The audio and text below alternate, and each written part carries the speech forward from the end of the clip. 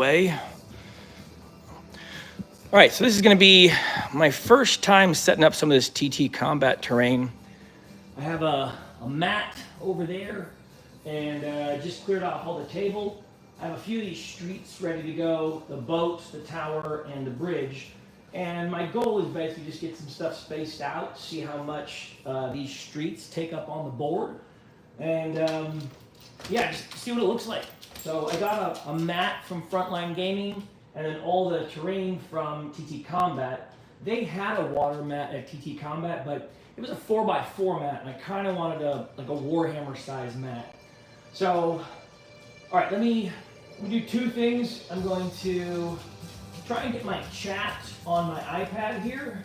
This is the first time I'm trying to set this up downstairs, and I would like to try and be able to read the chat without coming around that side of the phone.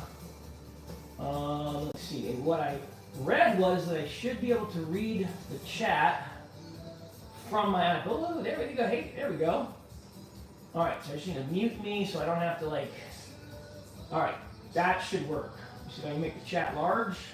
All right, well, it's there, it's on the screen, so we'll deal with that. I'm gonna leave that there. All right, let me get that mat out there. Oh, one more thing I'm gonna do. I'm going to connect to my Discord, let people know that we're live streaming. All right, copy link. Cool. So I'm gonna pop this up a little bit higher.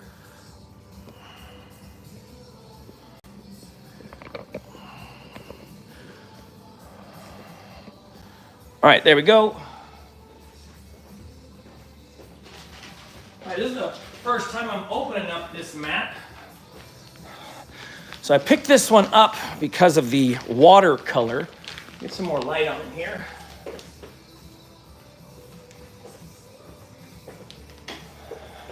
There we go. All right.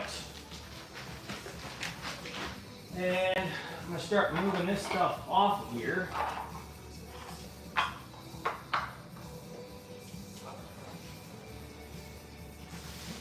Slide this over a bit.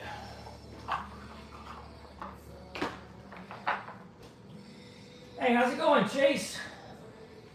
And so I can lift all this up together. It's going to be kind of hard. Okay, don't fall. All right, stay right there. So it's not the full Venetian setup. I still have a bunch of buildings that I haven't put together in the cart, but it's mostly the streets and stuff.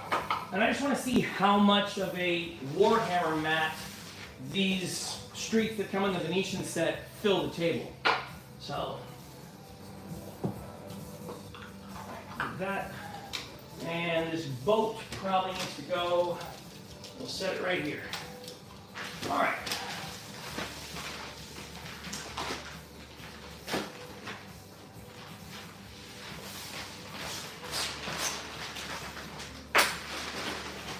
Hey, how's it going?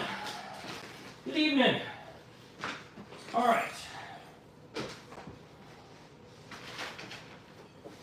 Bag in here. I like that they include the bags with these. It's nice to keep them stored. I have a few different mats at this point. I just keep them all in that bin over there. Okay.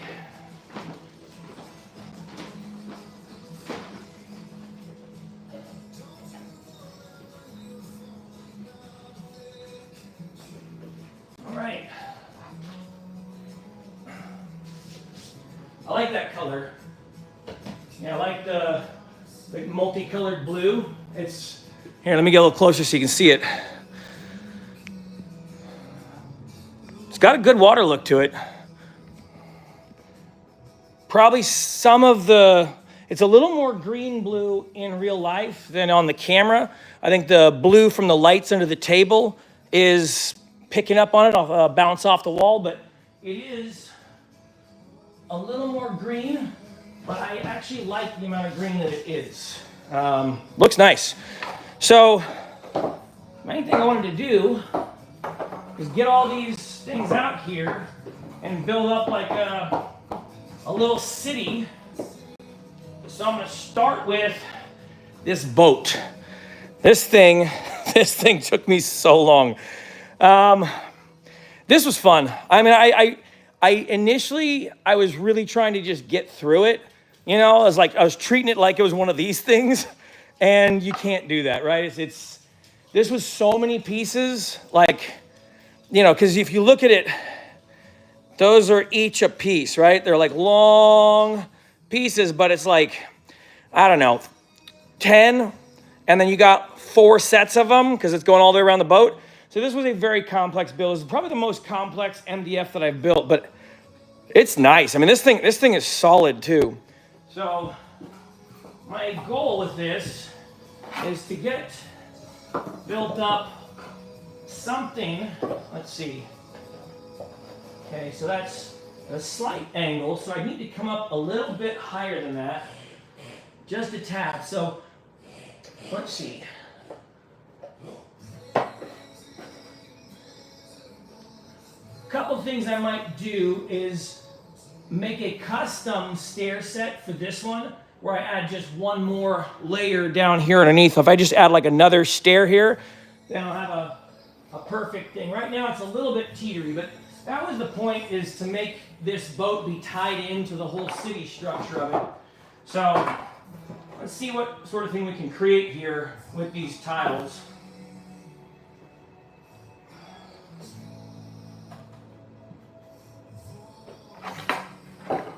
I like these big ones. I'm excited to get some buildings on these.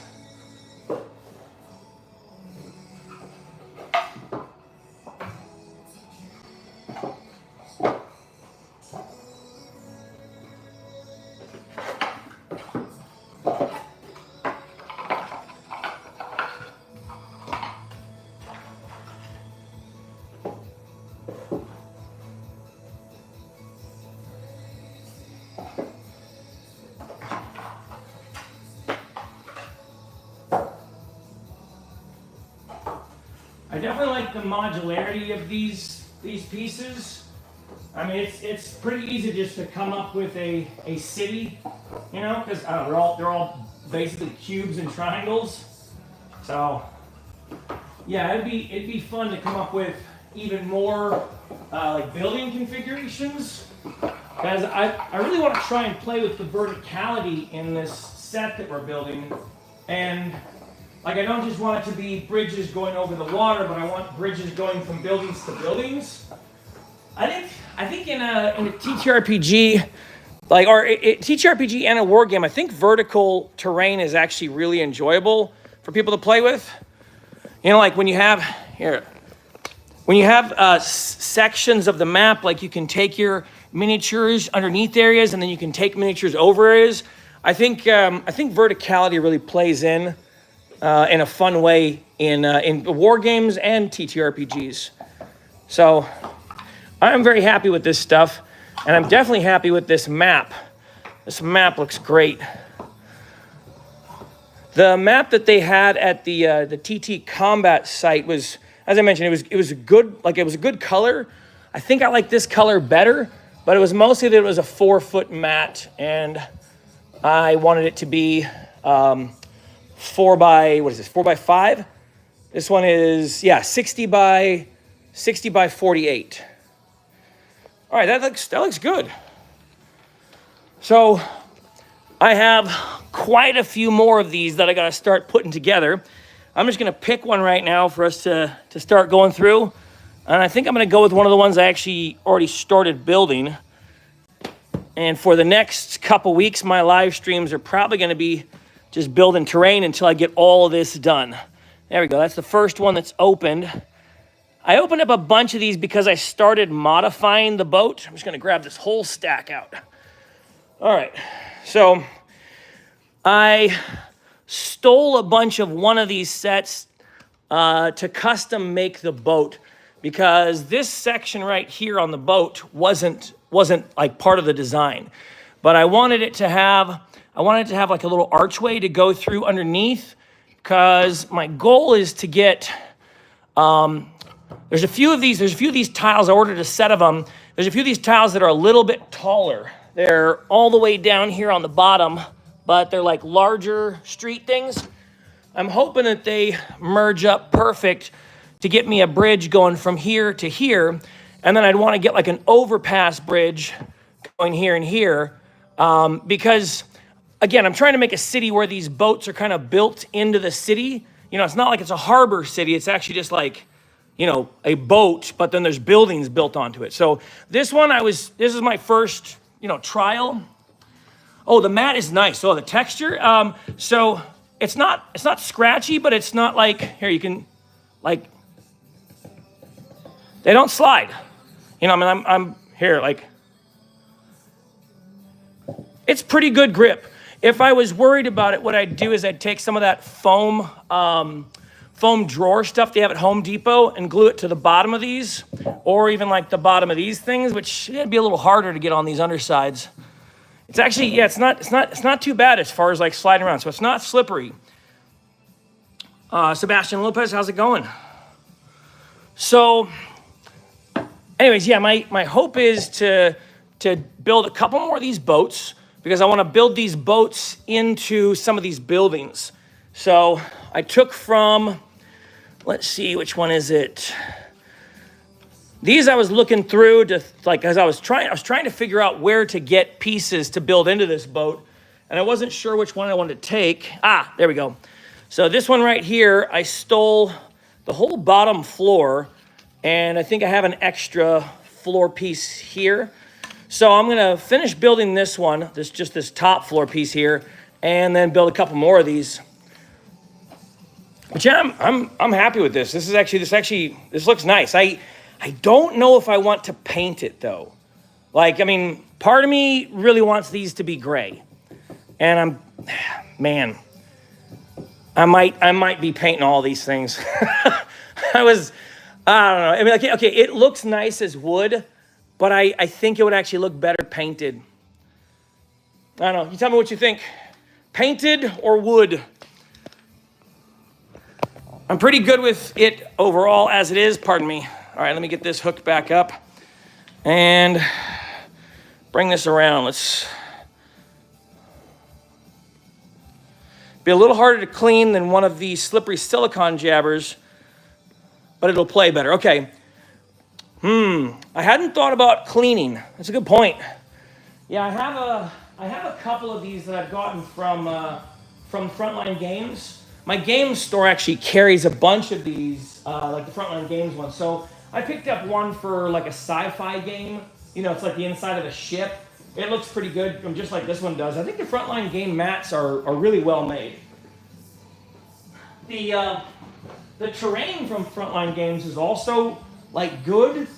I don't know if it's up to like this technical quality. Like I haven't seen anything over at Frontline Games, or honestly, I haven't seen anything else that's this complicated. I'm sure it exists. I only really have seen like 3 or 4 MDF companies products, but I haven't seen anything like that intense. Here, I'll show you. I'll show you how intense it is. I have another boat here. So I gotta build this one sometime soon. All right. Okay, so this is another boat. This is the Patrician Galleon, all right? And it's that many plates, but it's not just that it's that many plates, it's like the pieces spread across it. This one actually comes with sails. Wow, it's cool, okay? So yeah, you got some big pieces like this, but then you have like little stuff and little fiddly bits, and there's just tons of little fiddly bits. Cool, big stuff, big stuff. Like, I mean, these details and things, these are cool, but you start getting into like making the layers on the boat to get it stacked up, and these were difficult, these were tricky, and next time I do it, I would use less wood glue and better clamping. But I mean, I like these boats, they're nice. All right.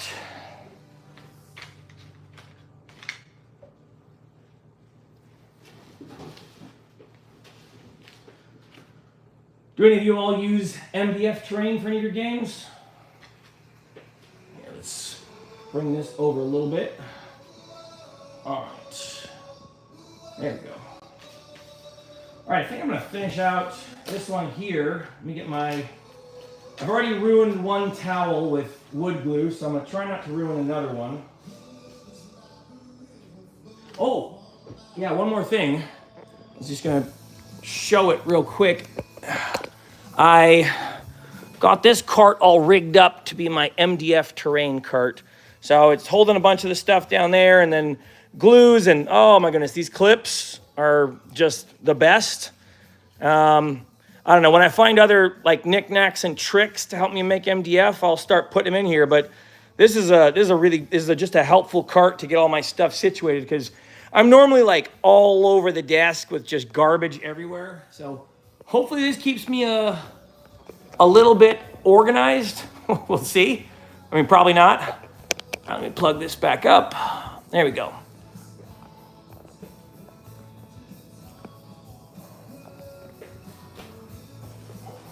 I saw a bunch of y'all had answered your forever TTRPGs. I haven't actually gone through a bunch of the answers yet, but it was interesting reading people's reasons for like picking one game over another. You know, like why people were saying that they liked AD&D. I thought one of the more interesting responses was like AD&D 2 was the last Dungeons and Dragons where they didn't really worry about grids. And so there was like a bunch of people who were like, yeah, I kind of preferred Dungeons and Dragons when it didn't have a grid system. And I was like, okay, that's interesting. I hadn't thought about that. All right, let's see. I need this. All right, so I got a roof, and I got all these archways. A bunch of these are supposed to be going on this building, but some of them are going to be going on that boat. And since I still have them, I might as well get them on that boat when I get to that. So I'm going to put those here for now. Let's see. They didn't exist in my day. Looks easier than hot wire, cutting styrofoam buildings, and a floor at a time. You know, I would say it is. Yeah, I would say this is actually some of the easiest terrain I've worked with. Because like I've built a lot of the plastic stuff, and I like the plastic stuff, but I mean, this is playable like just as it is. Like I know that I could just put some models on here and start playing a game. The plastic stuff, when it's all gray, I don't know. There's something about this that to me I can play on this, but the plastic stuff unpainted feels unplayable. It's probably just something silly in my head. All right, I got a floor piece. Start popping out some of these walls here. I mean, a lot of the people I talk to who play Dungeons and Dragons and TTRPGs, it sounds like a lot of them aren't even using terrain for their games. Like, there seems to be a lot of people who are just doing theater of the mind, and they don't bother with building out terrain and whatnot. I enjoy theater of mind, but I also really enjoy terrain builds, and I enjoy them in tabletop RPGs. Like, obviously, I think terrain is essential for war games. I think it's one of the biggest reasons war games are cool to me. But in TTRPGs, I still like things like the terrain pieces and big, complicated terrain builds. AD&D 2nd edition was the current edition for almost 30 years. Gives it longevity with us kids who are now old grognards. That's fair. I understand that. It's a thing you kind of had for a long time, and so you get used to it, and suddenly new stuff comes out. All right. Nunya, have you played modern iterations of Dungeons and Dragons? Let's see. Have you played any other ones, like any modern versions of Dungeons and Dragons that you liked as much or better than 2nd edition? I mean, I guess I kind of understand that, because I started with 3rd edition and 3.5, and I like those. I like those systems. I think I like the complexity of 3.5 and 3rd edition more than the simplicity of 2nd edition. Maybe because I started with it, maybe because I got used to it. I don't know. Let's see. Paid attention in algebra to learn how to calculate Thaco in the late 80s. Okay, that's fair. I struggle with Thaco. every time I'm trying to do the Thaco math, I have to refer to the table. And even the table, I'm kind of like, okay, so how did it get there? what is the reason we've arrived at that answer?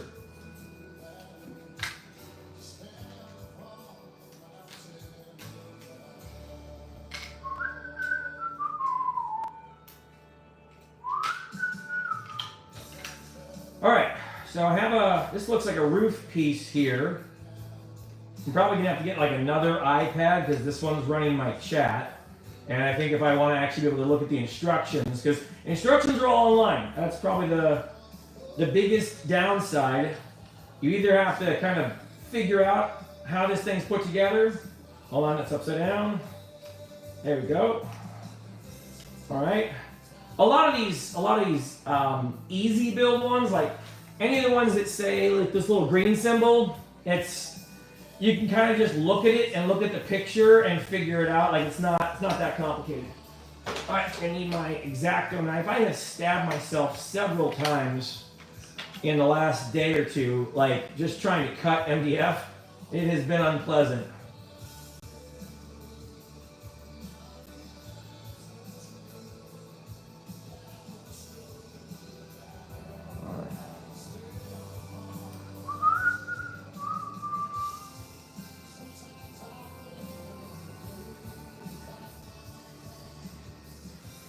Hey, Kevin England, thank you for subscribing. All right, some of these are kind of a pain to get out. Every so often you get one of those where it's like, there's a little pip and it won't come out of there. And this is usually where I stab my finger. Because I will try and poke it and I have my finger a little too close on the other side. So I'm trying to be very careful right now. I don't want to get a massive bleeder on stream. I had one where I jabbed my thumb. Oh my goodness. And of course, I don't use any alcohol afterwards. So now like this finger and this finger both really hurt. All right, got a roof piece. Usually gotta find those. Yeah, these little bits. These are actually really helpful. I'll show you what they're helpful for. So like when you pop out these little things, they're great to keep around. Because if you build something modular like this piece pops right into there and boom, you can make that hole go away. So I just gotta look for a few more of these little pieces, and as I'm going to collect them, and actually, yeah, I've started making a bits box. Here it is. So this is my bits box of just little nonsense that I haven't used. I got some extra guardrails.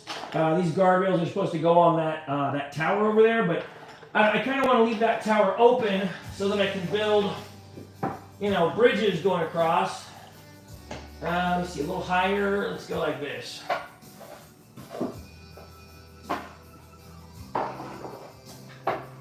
There we go. Yep, that's perfect. So I wanted to leave like room on the opening of the tower, and I didn't want to put a balcony up there because I wanted to be able to create spaces where you could go from the tower over there. Here, let me get a little closer so you can see. I don't know. I like verticality in my tabletop terrain. Like I really love where you can be going under stuff and over stuff and just creating like realistic cities. It's so fun to play in a war game or a TTRPG where the map is designed like a video game. Like I love that in war games. Let's see. Towel in your case, he's an extra large mouse pad for cutting my dungeons out of construction paper. Well, that's smart. It's a good idea. Huh.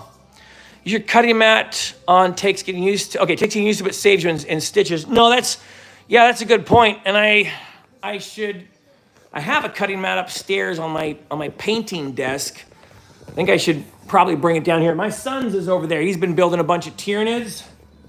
It was cool. I was out here doing MDF stuff, and he was hanging out with me while we were chatting with people on Discord, and I was making my MDF train, and he was building his Tyranids. It was a cool evening. It happened, I think it was 2 nights ago. Yeah, 2 nights ago. We were just hanging out. We ended up hanging out until like 4 a.m, just him building Tyranids, and I was building terrain. It was a cool night. So I'm really happy that he's gotten into like building Warhammer models. Oh, here, I'll show you I'll show you what he's been working on. So these are, he just started working on, trying to magnetize some of them. And these are, I don't even know what these guys are. I don't know anything about Tyranids. I just know that he's planning on destroying me with these. Let's see, that looks like it is this guy? No, Death Leaper. That looks like this dude.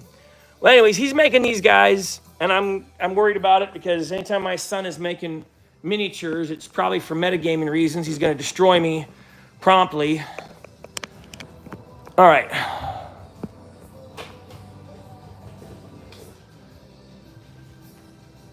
Use an extra large mouse pad. Okay, sliced up to hell. Save my fingers. Yeah, saving the table strangely is a little more important to me. Because like we just put this table together, and this piece of wood was rather expensive from Home Depot. So I would like to not scratch it up, at least not yet. All right, so I'm gonna use this floor piece here. There you go. That looks correct. That looks correct. Okay, that's another spare piece.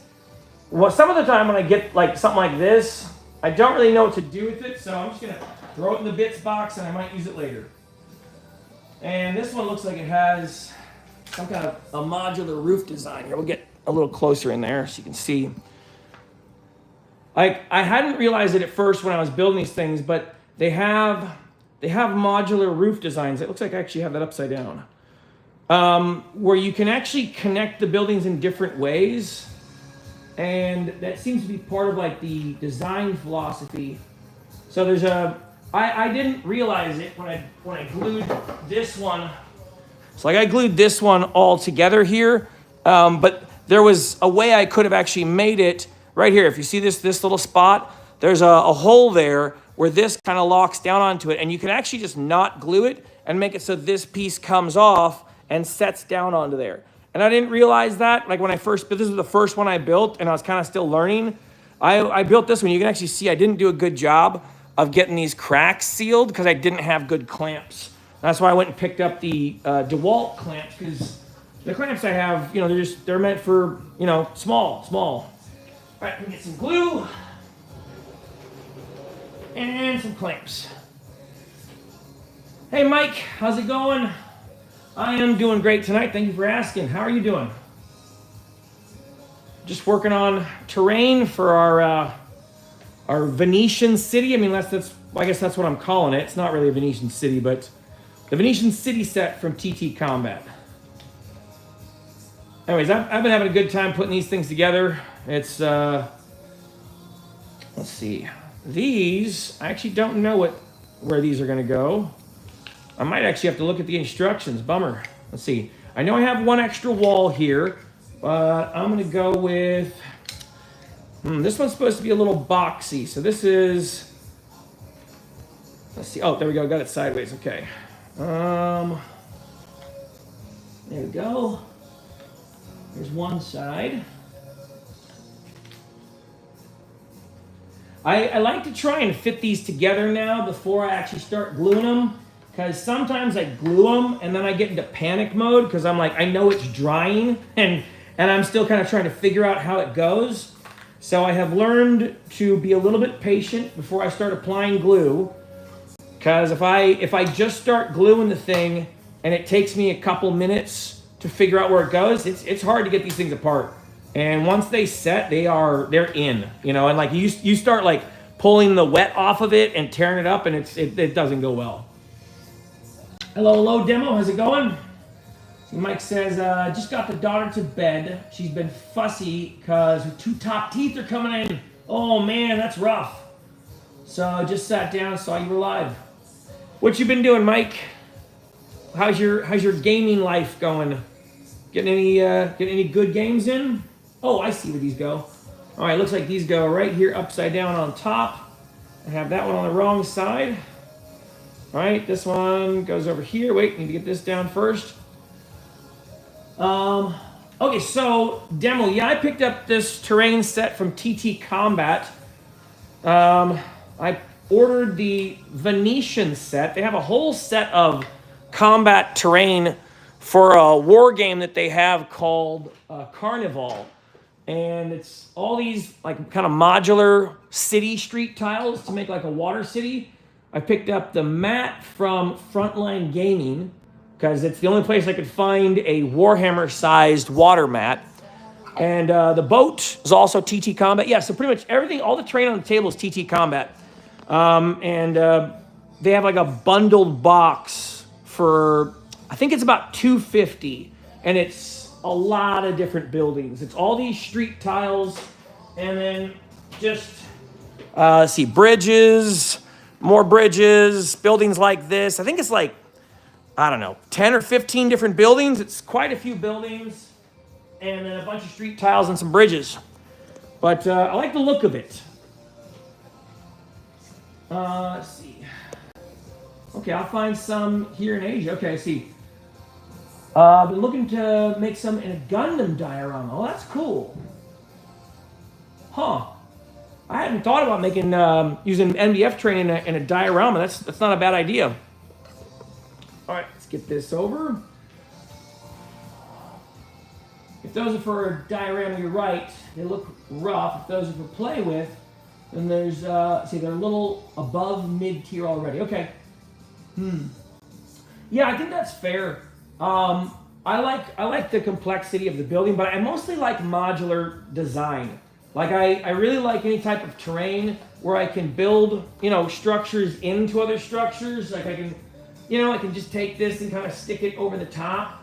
And I don't know if I want to, I can glue those together. But I like this type of modularity in the building because I really like to make different setups for our boards.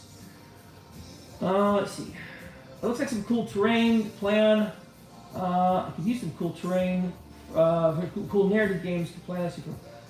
I can see some cool narrative games you can play on that. Right. And that's kind of the thing I was thinking about the boat. Like the boats, I mean, that's a really cool boat for war games, but it's also like if I was going to play D&D and we were having like some sort of ship combat thing, it'd be rad to have a boat like that for ship combat. And like, I don't know if there was a rule set for boat combat where you could have like two boats against each other. That's a really cool boat with all the cannons and everything. I like that. I had a great game the other day of 40K against Dark Angels, very close. I just lost 80 to 84. One of my best games yet. That's cool, man. Good job. Let's see.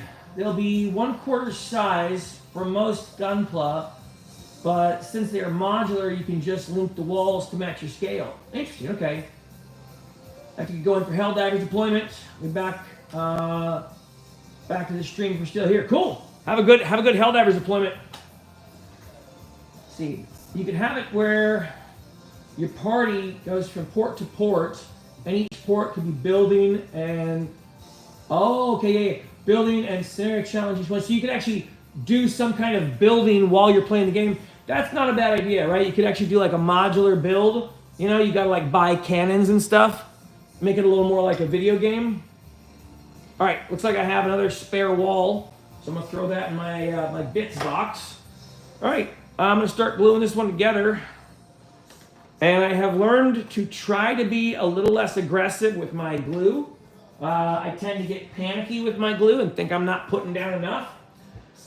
I'm gonna need a few different clamps. So far, these DeWalt clamps are my favorite. They're the most like universally needed. They just go great on, anything about this size, they're perfect for, and they're really light. Whereas the larger DeWalt clamps are pretty heavy. So it's hard to actually find a use for them. Let's see. You could set sail on the boat and they choose where they want to go. Yeah, you can set sail on the boat. Yeah, they choose where they want to go. No, I think that's a really cool idea for like an open campaign. Some of the thought I had for it, because like I want to use that boat for this war game that we're playing, and like the war game we're playing is based in a TTRPG game system. But I want to use it like in a modular war game set. But yeah, no, absolutely. You could play some sort of RPG with it and build up the boat and add different stuff to it and increase things or whatever, and be literally modifying the boat as you play. I think that's a cool idea. Kind of like Necromunda, but for a TTRPG. Nate, are these all snap fit terrain, or you glue them? Nope, gotta glue them. So it's all wood glue, which I'm gonna start cranking this out right now. Sometimes I get a little aggressive and get this stuff into the holes a little too much. I'm gonna try and go light.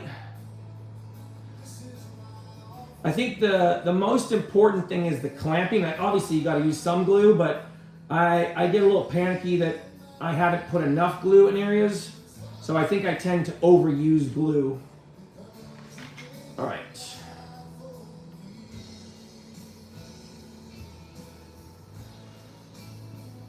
Okay, and I'm not going to do them like I'm not going to do them one at a time. I'm actually going to do them like all 4 walls and then put the clamps on for a couple minutes because these walls are interlocking here. So there's little sections where I need to actually get these side walls connected. Some of these are really difficult to get the side walls in where you have to, like on these particularly, these were difficult because I had to actually like hold 3 of these together and then stick them together. Like these I actually had to not glue them until I got all the pieces in, and then I just put glue on the inside areas because it's just too hard putting the glue down and then trying to stick the pieces in.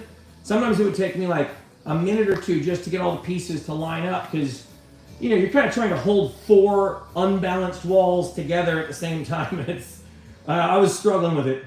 All right, this one next. And then last. And we're going inner, okay?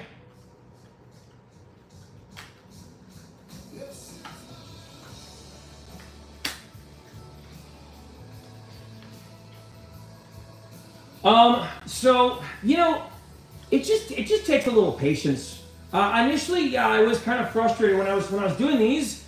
I was annoyed with them because I couldn't figure out how to glue and then put them in.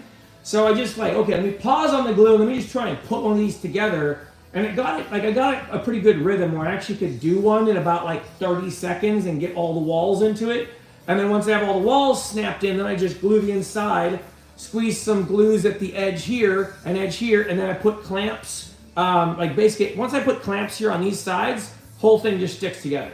The hardest part was getting the walls to like go into these corners. So on occasion I had to actually like press in, and I was really nervous that I was gonna break one.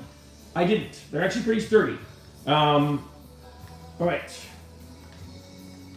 That's good. So all I really need to do is get this top piece on now. I'll start gluing that triangular roof on in a minute. But once I get this top piece on, I'm just gonna throw the clamps on there, and that will pretty much hold it together for me. So let's get a little bit doused around here. The thing is, like, I didn't think I would enjoy terrain building so much, but this satisfies all of my, like, this is basically like Lego building, but with Craggle, right? Like, I get to now reasonably build with Craggle, and no one gets to judge me for it. So, because if I built Legos this way, oh man, people would be so nasty. Like everyone gets so nasty if you're gluing Legos down, but I don't know, it feels like adult Legos to me. I built Legos for a long time. I really loved making Legos. All right, so do you wipe the excess glue on the outside? So yeah, what I'll end up doing is getting a jump piece. So usually I'll go in here to this thing and like I'll pop off one of these bars here, and I'll just use this as like a temporary paintbrush, and I'll get that and just start wiping, and I just scrape it until like the excess glue comes off, and I just kind of paint it into a corner, like try and make it look like, I don't know, concrete or mortar or something. And if it starts wiping down here on the side of the walls, I'll just do that. So yeah, and this also helps to cram the glue into the crevice that we're trying to glue shut. So yeah, that usually works great to get that like dried the lobs coming in. And you don't even have to do it right away. You can probably wait a few minutes before you do it. Sometimes these little like blobs of glue will pack it up. But once you kind of hit them like that, they break open, and then you just kind of slide them into places where you want some more glue. And once I paint it on any of the places I apply it, then I apply the clamps. Sometimes it's smarter to apply the clamps first because the clamps are going to ooze more out. And since I only have 2 of these big clamps right now, I need to go get like 2 more of these. And since I only have 2 of them, I'm going to put them on opposite corners.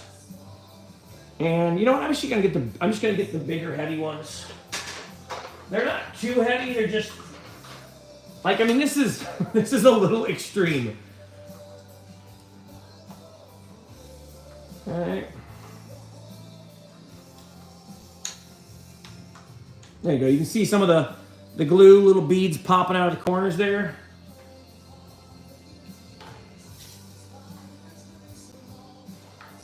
Come on. There we go. Yeah, the main reason that this building was, it's actually not bad. Okay, it's a little wobbly. You can see it has actually warped this board, but when I initially put that tower together, I didn't have any of these clamps, and it glued together a little warped. So I would say these clamps I wouldn't say they're essential, but they're really helpful. Without these, you're pretty much going to have to be holding this thing for a few minutes. So like right now, I can basically just take this piece and set that aside. And just stick that right there. All right. Let's see, still playing and building for 40K. So I have my Volcus map here ready to go. And I've been trying to get my son to play a game of Kill Team with me, but he's waiting for the Raveners. We looked for a while to get a Raveners box, and I finally found one on Shop, and it wasn't like extremely overpriced. There was a bunch of, people charging like $240, and that's pretty annoying when you're trying to get a Warhammer set that should be like 140 or 100. I think it's actually supposed to be 170 off of Games Workshop. So there was a bunch of people charging like $320 for it and ridiculous prices, but we found one for like the price on Shop and ordered it. I think it should be here on Saturday, and Bishop is going to build them and paint them, and then he promises that we're going to play 40K because I want to get better with my mandrakes, and that's the other reason why I don't take the board down, because like I don't want to not be playing Kill Team. And of the like war games I've played, Kill Team's probably the one I like the most. But I also know that I struggle with like a lot of the strategies because the Kill Team rules get pretty crunchy. Like it's mechanical. Like when I'm trying to run the Mandrakes team, like my brain is going like I'm clocking in overdrive trying to figure out when do I use this ability or this equipment, or should I spend a CP to dash through the walls, or all that stuff. Like I'm still trying to familiarize myself with the team, so need to get more games in. But yeah, to answer your question, yes.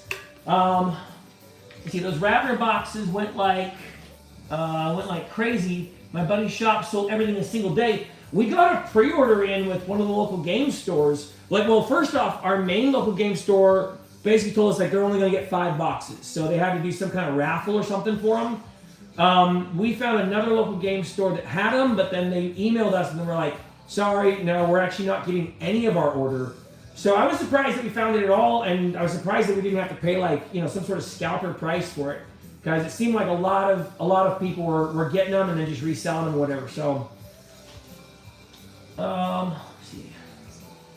Q-tips are great for both application and cleanup. That is a good idea. Oh yeah, I should definitely get a box of Q-tips for this. I've been just using little bits, but that'd be really clever. See, I don't know what it is, but terrain is so freaking cool for wargaming. I think it gets you immersed when it looks nice. No, I totally agree. I don't know what it is either, right? Like I have a big Lego town, but the more I've been building this stuff, like I'm not interested in trying to do wargaming in Lego. I don't know what it is. I don't think it's being a snob. It's in my brain, there's like some compartmentalization that says those are toys and they're not to be wargamed with. I don't know. It's probably a hyper focus or whatever, autism or ADHD. One of those things where like, because I'm super interested in doing this stuff, right? Like I really love making and building terrain and then painting it and crap. Like I don't know how to go back to Legos because this is so interesting to me. Like I like building this, and then I like the way I can customize it and make a version of it that no one has. I don't know. It feels very artistic building terrain like that. So I like the MDF stuff because I think it's really good for modularity, and the cost is pretty good too. Like compared to plastic stuff. Like I know if I got an FDM, not FDM. What's it called? Filament printer, FD. Is it FDM? Whatever. If I got one of those printers, I probably could save a lot of cost just buying filament reels. But I don't have anywhere in my house to put it. Like I don't have anywhere in my house for a resin printer because like I don't want resin fumes, and I don't have anywhere in my house to put a MDF. No, an MDF printer, an FDM, the filament one, because those get like plastic dust everywhere, and I'm like, I don't want to be covering my kids in plastic. So to me, this is like, it's reasonably priced. It's pretty easy to put together. Like, I don't know, like the bar for entry, I feel like is a lot lower for this FDM terrain than it is for plastic stuff, where it's like extreme cost, and again, like this is, I don't know, to me this is playable. I could play on this stuff unpainted. It's probably better painted, and okay, if I did start painting this or airbrushing it or whatever, I would do like the vines and the growth and put all the details into it because that's fun for me.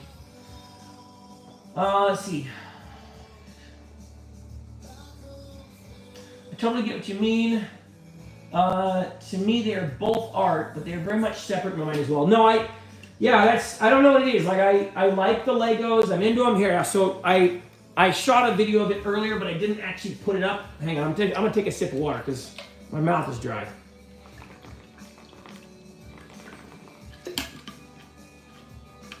So, since we're trying to make room for this war game here, and I'm sure most of you know, like, this used to all be Lego table. Like, all this over here, it was just Lego table going all the way around.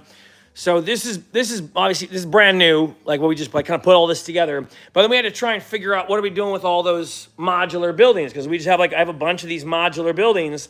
So we started putting them up here in the kitchen, and I'm gonna get some runner lights to go up along this molding and just kind of keep those up there.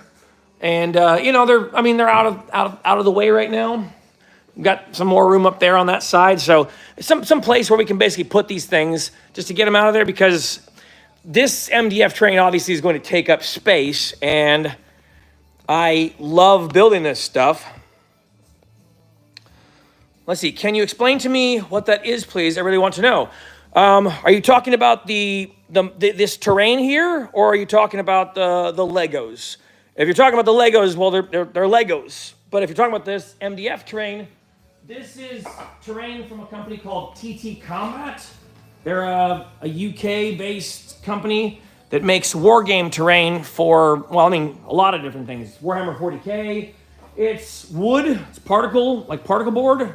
It's called MDF, and it's pretty light, but it's sturdy, and it's modular, so you can build it up into different patterns. You can put together, whole different like setups and sections of towns. The point is to get creative and build a city, but not falling apart like that. Anyways, I've got a bunch of it, and I'm just putting it together. Okay, it is easy to build time-wise. So this one I just started working on right now since we started the stream. This is about enough time I can take the clamps off and I can get ready to put the roof on. Okay, they actually have a little chart here on all the packages. And when you go to their website and you start looking through their different products, you'll see there's different images on different versions, right? So this one's like, yo, this one's easy. It's gonna take like no time at all. But then you have a really complicated one like that boat over there. That boat is like a couple hundred pieces. It's a little intense, but you know, I just built it like a big Lego set. No problem, Mike. Thanks for hanging out. Go lie down. Have a good night. God bless you, buddy. Yeah, so some of them are a little more time consuming. Like this boat was time consuming. This took me, I want to say maybe 8 hours, maybe a little longer. But you know, probably it's not longer than building one of those big Lego sets, like a 4,000 piece Lego set. I would say it's probably about equal time to one of those things. The difference being you're building it with glue, and so the choices that you make in building it are permanent. So like this stuff, yeah, this is together now. Like this is, I could try to get this apart, but I'm not going to. So like you have about a few minutes where you can actually make changes. So I just put the glue on this a couple minutes ago and it's already together. This is, you know, it's not coming apart easy. If I really wanted to, I could probably get it apart. Once this sets, it's together. And so this is a permanent thing. I'm gonna build the roof for it, but the roof that I'm gonna build for it, I'm actually not gonna glue onto the house because I want the roof to be able to come off. So I'm gonna get the roof spot cleared out. I need to be a little more careful with that. There we go. So the roof is gonna go right on here, but I'm just gonna build that separately. It's gonna be, it's probably gonna be easier for me to build it on the house. Let me think. Let's see, dust and vapor control are surprisingly easy at the hobby scale. I used to use a 4x4x8 paint booth and a shop vac for painting and sanding airplane models. That's cool. So, okay, were you able to get all the dust and debris out of your house so it didn't clog up your house while you're there, while you were trying to build stuff? All right. These go here.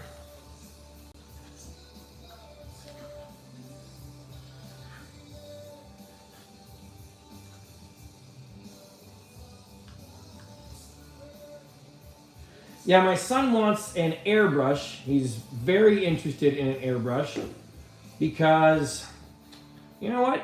I actually am going to leave the roof on this one because it's not that big a deal to have one box. Yeah, I'm gonna set the roof onto it permanently. He wants an airbrush because he wants to start painting his Tyranids and he wants to do it with an airbrush. I've been thinking about it. I'm on the fence about airbrushing all of this terrain, but the thought I have is I'm gonna test it out with that tower. Since that tower was kind of my starter baseline model to figure out these TTCombat terrain buildings. I'm just gonna paint that one, and I want to try and see if I can, because this is like a lot of brick detailing, and I don't know how I would recreate that. You know, like I don't know how I would get, like I would have to do something in painting and then like etch lines across or something. I'm not sure. I actually don't know how I would paint it to make it look like stonework like this. But since this one's like lopsided and everything else, I will test it out on this one and see how airbrushing works. I'm pretty certain my son has convinced me at this point to get an airbrush. We're gonna have to make like a little workstation outside because my son's room is probably the only other place in the house that we'd be able to do it. I don't know. Part of me is like I'm a little worried about getting an airbrush and having it be in the house because I don't know what kind of fumes you're gonna have in there. Like I don't know if it's poisonous or toxic. I'm not sure. So I mean, I've seen YouTubers and stuff who are like, yeah, it's fine, it's totally okay. Like who cares? You know, I use it in my apartment, no big deal. But I don't know. Like, I've also seen people who are doing like resin printing in their apartments, and I know that the resin printers put out fumes. Even like the water-based stuff does. So, all right. See, I like the wood look. And that all the pieces look the same. You know, I kind of like that too. I don't know. It's cool looking. I actually do also like the wood look, and that's the thing. I'm on the fence about it. I don't know that I want to paint it. I don't know that I don't. You know what I actually haven't done yet? I haven't actually tried putting models on it or scatter terrain. You know what? Let me try and make it look cool for a moment. Let's get a little closer in there. All right. I haven't actually put minis on there. Yeah, I got some Kill Team minis. That's not really gonna be the right vibe, though, is it? If I put Kill Team on here, you know what? Yeah, I'll put my mandrakes. Let's see, and then we'll get some scatter terrain. Let's see how it looks if we make like a little shopping area or something. All right.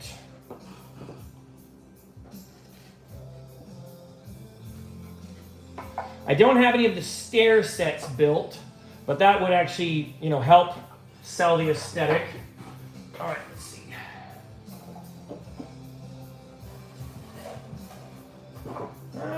Here, we'll go like this.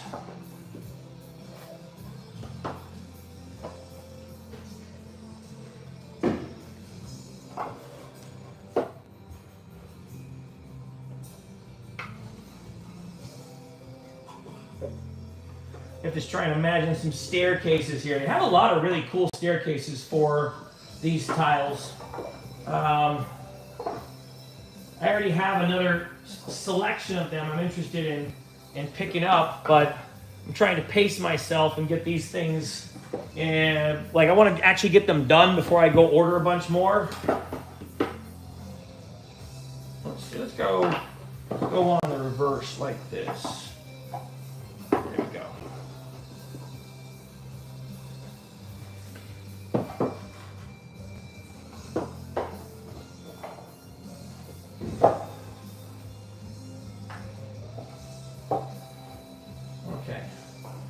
All right, let's put some miniatures on it, see what that looks like. And have some scatter terrain. Let's see.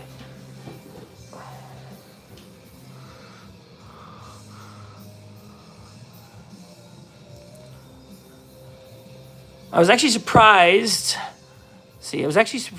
It never vented over spray dust with the exhaust. It was just using the Shopvac filter. Okay. I've done airbrush for a portion of my life, and not bad, but you can also do in the outdoors or have a vented fan if you don't feel comfortable. And indeed, worthy is the lamb. Yeah, that's the thought I had was we're probably gonna get an airbrush, and I'm just gonna take it outside into my back patio area, and see how that works with it. I think it should be fine. All right, let's see. Get these orcs up here.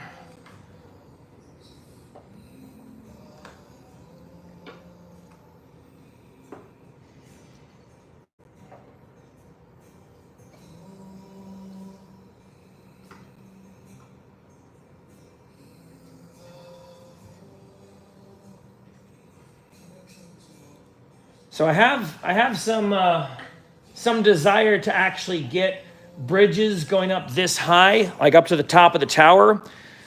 Yeah, I mean, I don't know if I'm going to be able to get staircases going around these, but they do have a lot of really cool stair sets.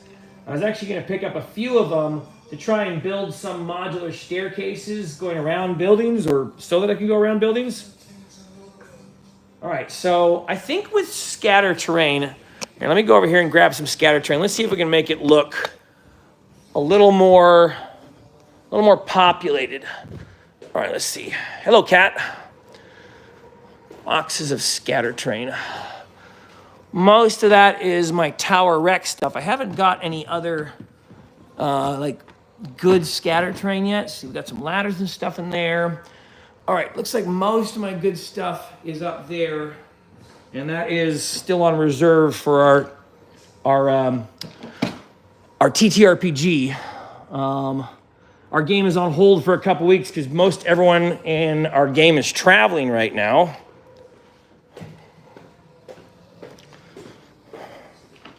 I have Marvel Crisis Protocol scatter terrain. I don't think it's gonna work for it though. Let's see.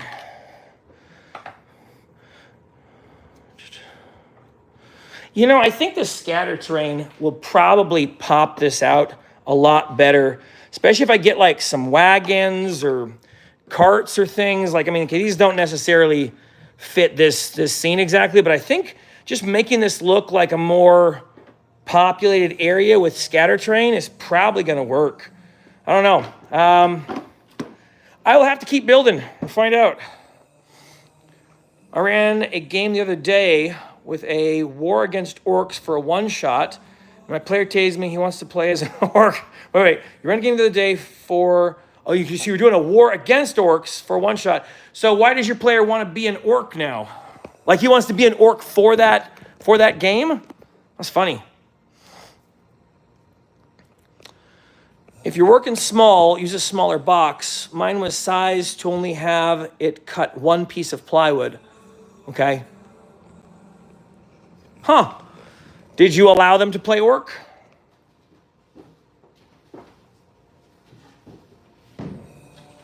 All right. That is on now. And let's get our roof on top of that.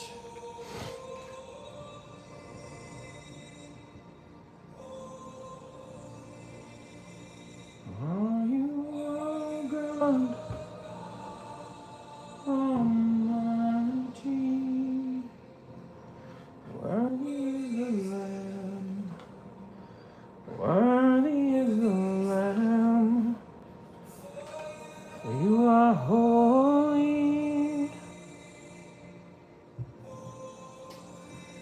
He was trying to break the game. That sounds like a player, man. I've had my son and his friend both did stuff like that. Was this a young person? Was this like a kid in your game, or is it like an adult? The boring power gamer way, or more interesting ethical dilemma kind? That's a good question. My son was the power gamer player, and a lot of my other players were the ethical dilemma people. All right.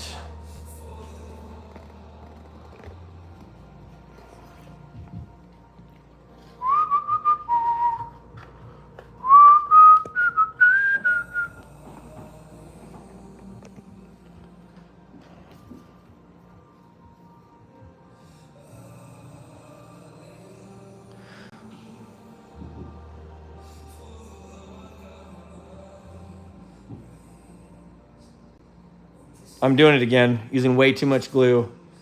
I know I'm doing it too. I don't know. There's something like I'm kind of compulsive about it. Like I'm just worried I'm not going to glue it well enough, and it's going to fall apart because of that. All right, let's get that together. So this one's going to be a little harder to clamp because I need to get it clamped at an angle. So yeah, I'm probably going to go right there and then one down in the middle. So one here. That's going to be hard to do. I'm going to have to figure out how to do that. Yeah, I think these are probably the best clamp for any of these kind of buildings. They're the perfect size. And I think I'm going to pick up like 2 more of those. They're not too much. I think they're like $6 or $7.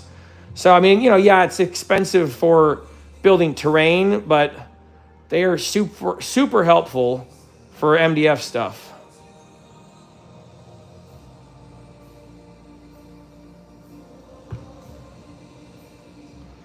Okay, I'm gonna get a little layer of glue right at the edge. So I'm gonna put it here, and then I'm gonna smear it between them.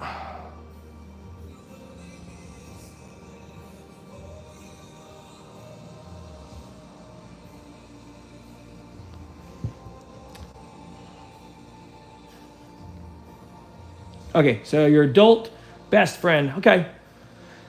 Yeah, I had a player who was it was often difficult for me to run the game for, and like not because they were a bad player, but they made decisions against the other group. I don't know. Maybe that is a bad player. I'm not sure, but like they always knew what their character wanted to do, and they did a good job of like playing their character and being who their character is supposed to be. But like the main problem was like no one else in the group knew who they were and didn't understand the decisions they were making. So it often resulted in like confusion where a bunch of players were like, why are they running away from a fight? I don't know what's going on right now. And you know, I'm sitting there going like, I don't know what's going on either. So I've had a player who was difficult, and at times I was like, are they just being difficult for the sake of being difficult?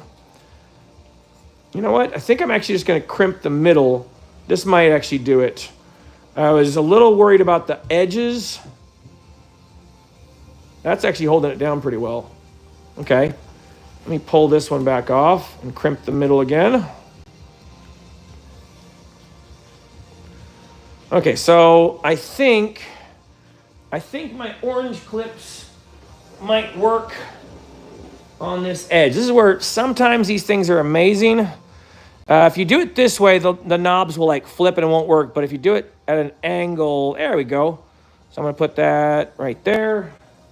These are exceptionally helpful and fairly cheap. I think it's like I don't know, let's say $1 a clip. No, it's not that much. I think I got 16 of these for like 12 bucks on Amazon. They're just under $1 a piece, and these are probably the most useful. Like I use them all the time. All right, I'm just gonna leave that there to glue. Let's see. At least that's fun to role play. For a 90s munchkin, most power gaming moves are just too boring, predictable, and easy to monkey's paw. Thankfully, my players are close and have had little problems with difficulty players. Okay, yeah, that's cool. Yeah, I've also been pretty lucky as far as like high difficulty players. Like most of my players have been very reasonable. You know, I can talk to them. You know, my son and his friend. You know, they'll take critiques. So on occasion, I'm like, you guys are kind of acting like edgelords. Maybe you all could knock that off. And they're going, okay, we'll try. All right, so now I have this one. I was initially going to, whoops, that came off. I was initially going to take this building apart and use parts of its awnings on that boat. But I actually kind of want this building as it is. I think I'm not going to use these awnings on this building. I'm going to leave this balcony on, but I'm going to take off the railings. So my goal is to leave this an open spot where someone can go from a bridge to a doorway. And the way I think we're going to be playing in the game is to allow someone to go into a door and on their following turn come out of a door, and like they have to use like just one of their move actions or something to travel between floors. But yeah, I think I want to keep this top area open for bridges. So I'm probably going to save these awnings, and then that also gives me awning pieces I can use later. The other nice thing is this rooftop piece here. It's a good base that you can actually build more onto it if I want to. So let's get started with this one. This is slightly more complex than the last one I just made. So let's see. But again, it's pretty easy to figure out from these pictures. So I just go like, okay, there's a door on the second floor, door on the third floor, and then windows. I can't see the backside, but a lot of times I can just guess. So, all right, looks like we have these centerpieces here. These little pieces here are going around the top of the edge, around this thing here. So I'm going to pull all those off and set those aside. And I've learned to just do all the parts collecting at a time. I think it puts a little bit of forwardism into the build, because this can tend to get tedious when you're going back and forth. There we go. If I kind of get into a groove with knife work. There we go. There's one more. Oh, yep, there's one more over here.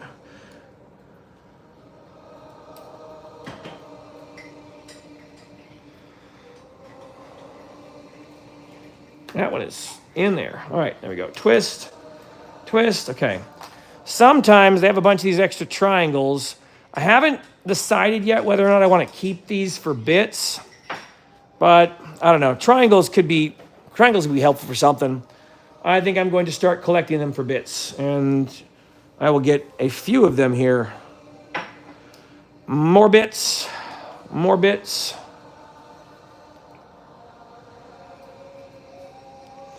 How's it going, Toes Truckin'? How you been this week?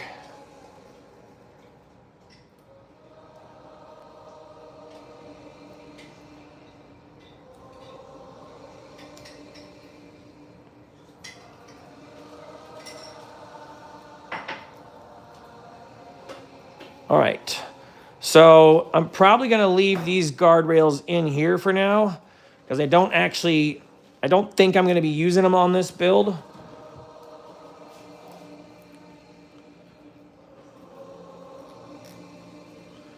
Might as well get this centerpiece out though.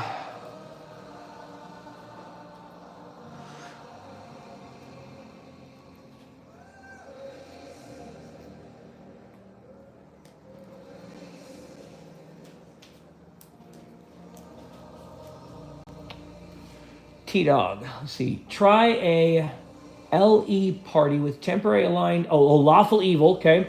Temporary aligned interests for a one-off. As long as it doesn't violate the law or a contract, let the backstabbing and self-serving commence. That's got to be a hard game to run. So let's hear it, Nanya. Have you run a successful lawful evil campaign? Dogs are going, hey, Chloe. It's probably Bishop. Chill, little girl. I have to imagine that a lawful evil campaign would be difficult. Oh, yep, there's a boy. Hey, how's it going?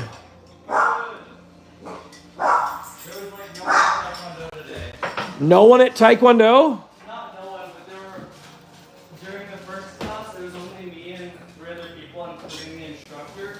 Okay. And then, in the second class, it was me and 2 other people, including the instructor. All right. So you went to 2 classes tonight? Yeah, well, because Master Felix wanted me to go to the 5:15 class. Okay. Hey, come look at it. Tell me what you think. Okay, what's this? Oh, I just got music on. Okay.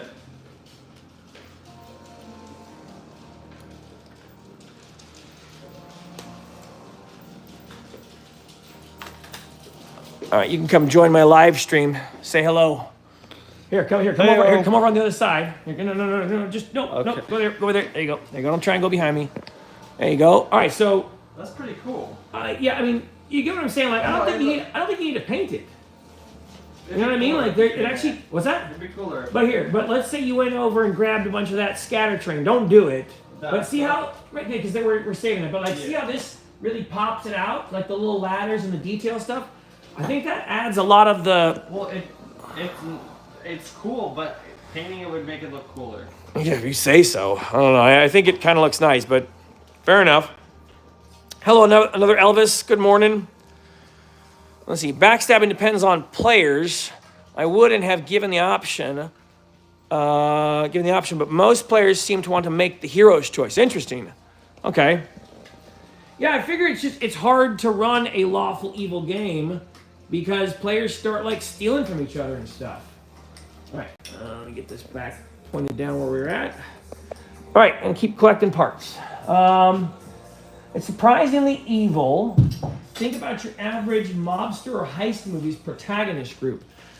I mean, I think about like Suicide Squad. I'm trying to think mobster movies. I wouldn't really call them Like, lawful evil. I would just Suicide Squad? I guess they're chaotic evil. No, but like...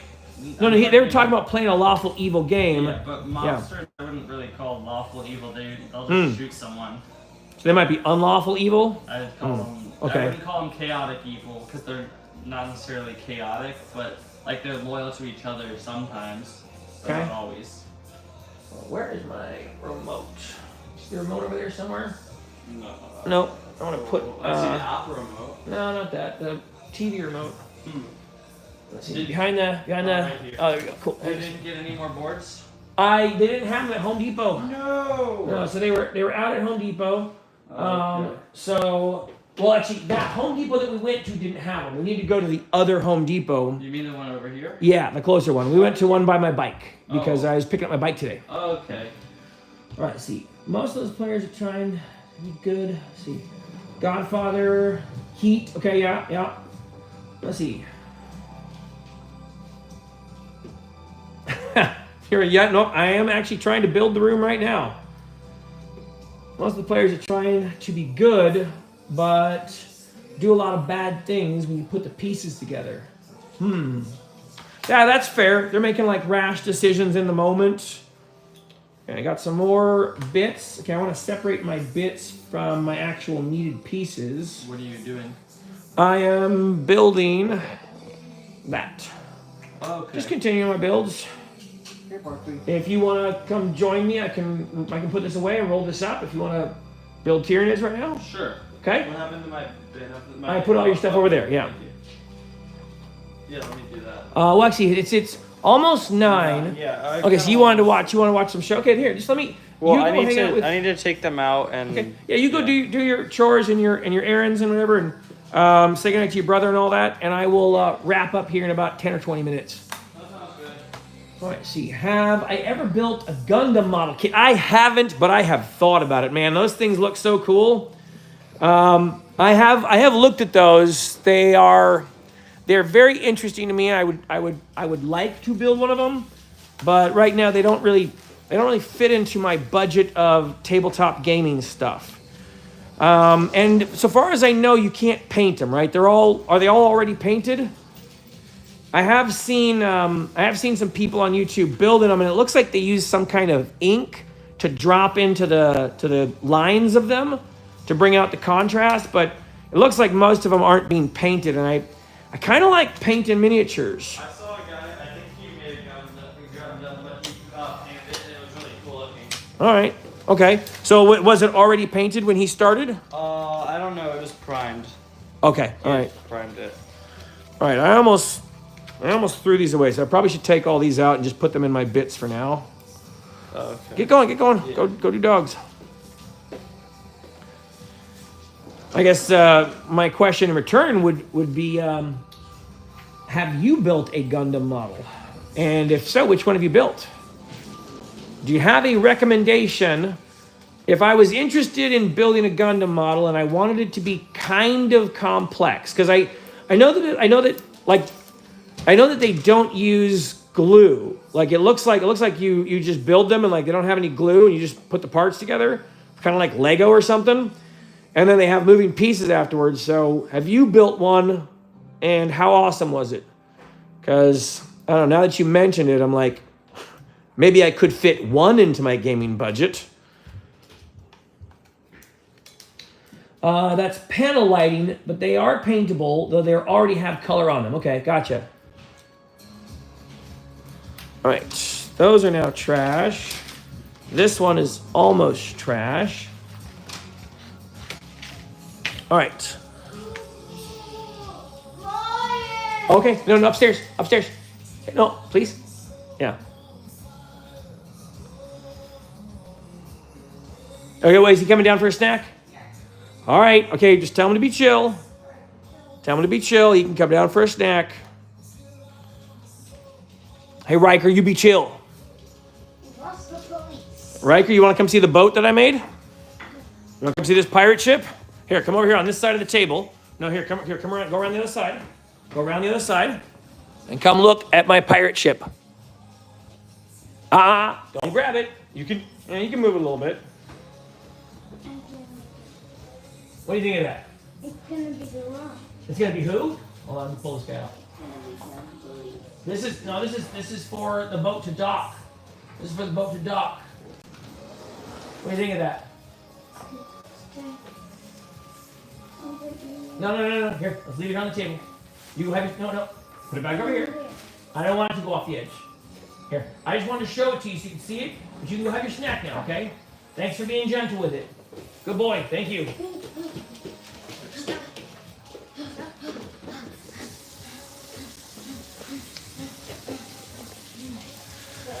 Let's see. All right. I have loads of kits, like 60 plus, okay? You might want to look at high-grade kits. They are small, but I like the bigger master grade. Okay, they're small. Okay, so the master grade are more complex, I'm guessing. Gunpla also comes in model kits like cars and planes. The larger ones that require glue are more detailed. Mine don't move. I was sloppy with the glue. Okay. Played with the one Dad made for around a year. RG are the nicest looking right out of the box. Okay. RG. Is RG like a complexity level? Like, is that like a rating scale for how complex the models are? I know almost nothing about Gundam stuff, except that I've seen them in my local game store. They have a bunch of them, and I have on occasion been tempted to pick one up. But almost every time I'm like, I got too many other miniatures and terrain things I want and game books. Like, I don't know. I there's other gaming things that I'm interested in that I don't spend a lot of time on stuff that's more decorative, I guess. But for the sake of building it, I would, like, just to try it, I would get one. I think I'd want it to be like a complicated build. I'd like to see how difficult they can be. Because like that boat was really fun to make, and it was difficult to build it. But now that I built it, I'm like, cool, I will build more of that boat. All right, that is almost out. Some of these are tough to get out of here because I don't want to break the actual frame of the thing. But they actually, these actually are pretty good about, like, these little points of contact that are still there. Kind of just bend them back and forth a little bit, and there we go, boom, it's out. And now I'll twist it. This is a Gundam a guy painted. Wow, that's crazy looking. I know, it's really Huh. cool. All right, go take them out for a walk. Okay.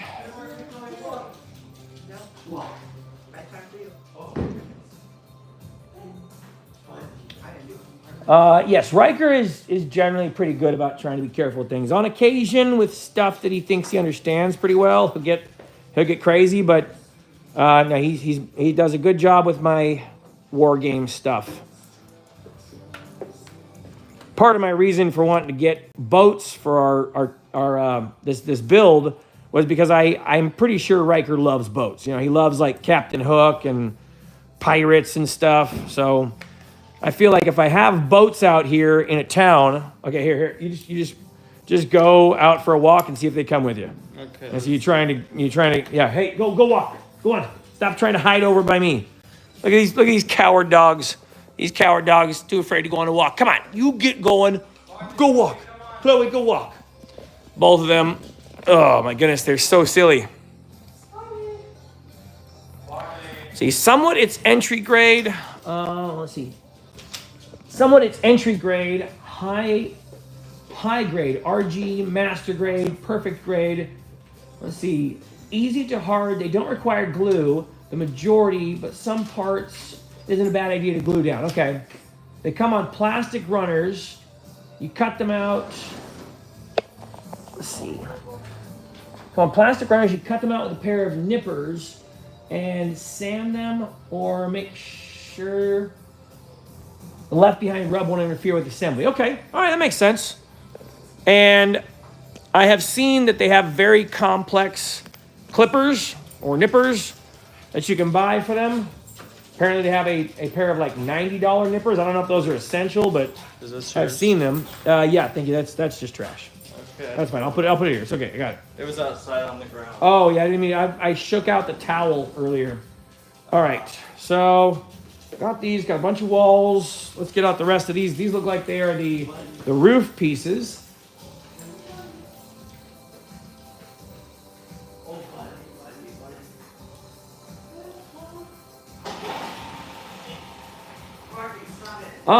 You know, I can paint this terrain.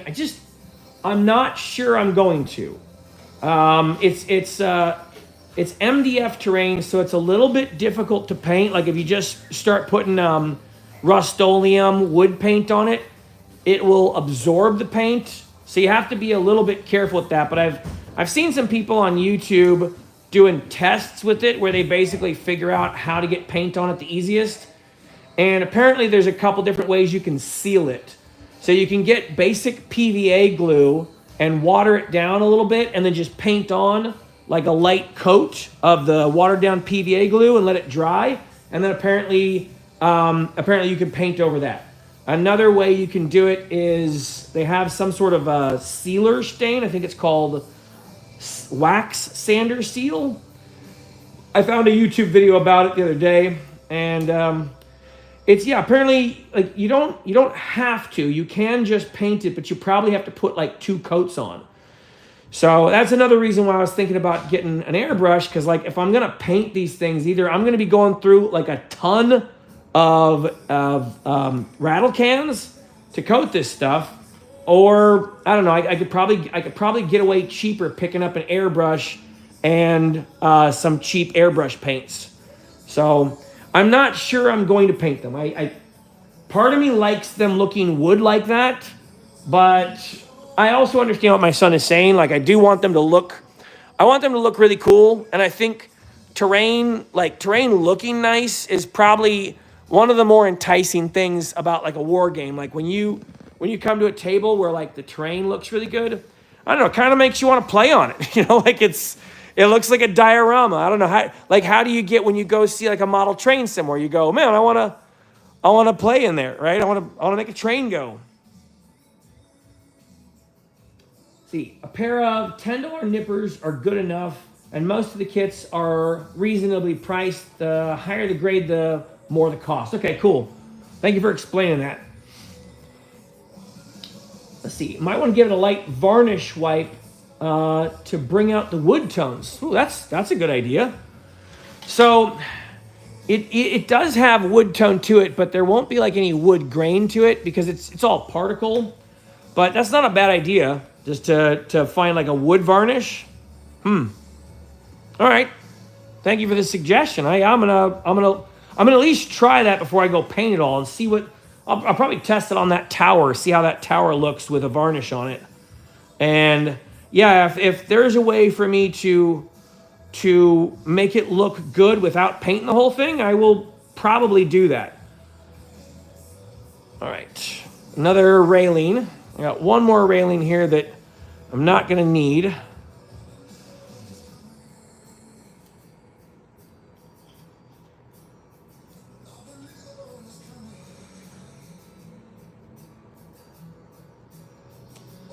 Maybe a cutting board wax. Ooh, interesting. Huh. I don't know anything about cutting board waxes. Is that like a permanent seal that you put on the cutting board? Keeps like water from soaking in or something? Interesting. Yeah, I would never have thought of that. All right, that one is really stuck in there.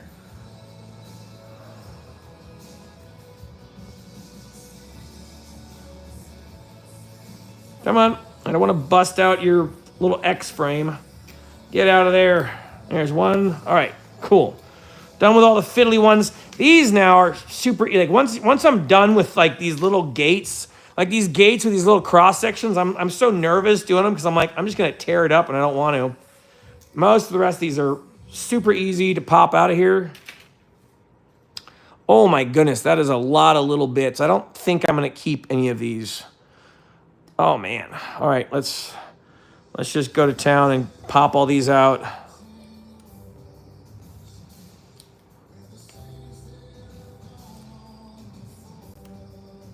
That is satisfying. It's almost like bubble wrap. I almost stabbed myself. That was close. See, that's exactly what I did last night. I had my finger just a little bit behind it and just stabbed right into my finger. Upsetting. And of course, I didn't put anything on it. And I started using glue and immediately got glue into the wound. I'm pretty sure I'm fighting off a slight glue infection. That one's stuck on the backside. There we go.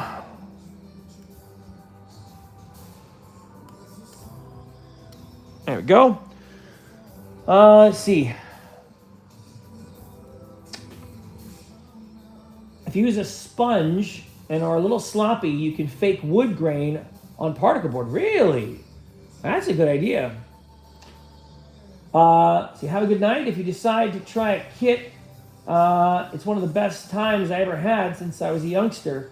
I wanted to get into it, but the learning curve for Gunpla is high. Interesting. Is Gunpla a game, or is it just building the miniatures and the models and stuff?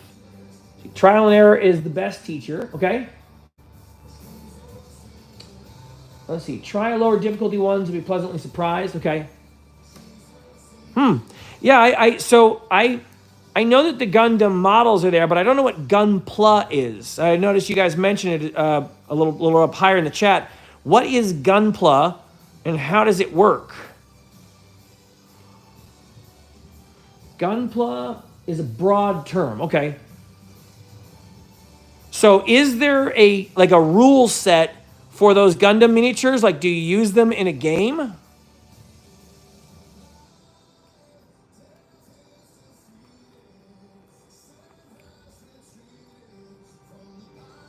I like this trellis a lot. This thing looks like it's climbable, like a ladder. Kind of want to put a trellis going like up one of these towers and then do like some vine decorations on it. I'm liking the idea of trying to get some wood grain into it. That'd be cool. Oh, I see. Gundam plastic Gunpla. Okay, cool. All right. Like not broad. How you brand name? Okay, gotcha. All right. Yeah, I'd be interested in trying out one of the Gundams, just to see what it's like.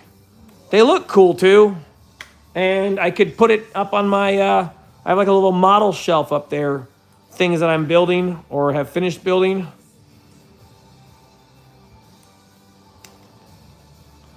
So many of these.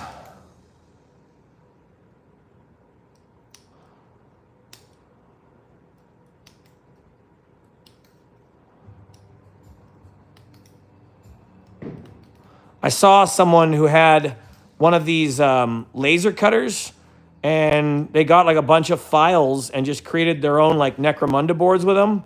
Super cool. Another one of those devices, like if I had the room for it in my house, I'd totally at some point try and save up and pick up my own MDF like laser cutter. That'd be cool. All right, almost all done. Got a bunch of these nasty little bits in here. All right, windows need to pop out. And then a bunch of walls. This wall has the doors on it. Interesting. Okay, so I'm probably going to glue the doors onto it all the way. There's a few of them that I want to have like doorways open, but on a lot of them, I just kind of want the doors to be implied. So players can walk up to the door and be like, I'm walking through the door. And, yeah, you are. I saw one person on YouTube that, like, they managed to put hinges on all their doors. I think they were using fabric or something. Some kind of, it was mesh tape. I think it was like medical mesh tape, and they glued it on. It's kind of cool. It was a creative way to try and get hinges onto doors. Let's see, lower difficulty Gunpla is boring. I started with a master grade Char Zaku and get good. No, hey, that's fair.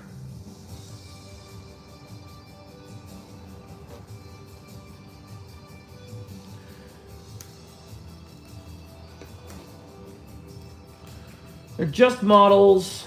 Let's see. Just models. Gunpla are the licensed plastic kits. Mine are from the Model Car and Plane Company. Okay. Esther, I think. All right.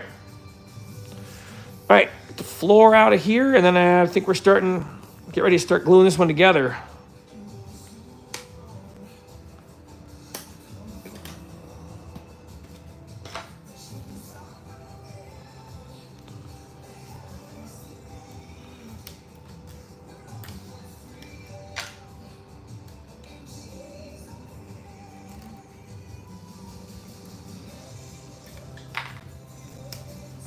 Savior and our Lord. Every knee will bow and every tongue confess. No other name is given by which we can be saved. Let us find our lives and love in Jesus' name. All right. Okay, we're all out. I'm gonna take these extra bits and put them in my bits box.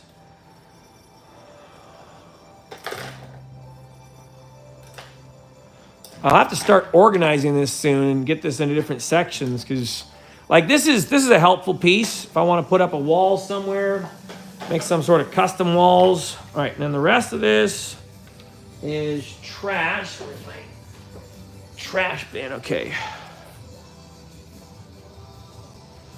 Try and keep one of these things nearby because there's like so many little pieces.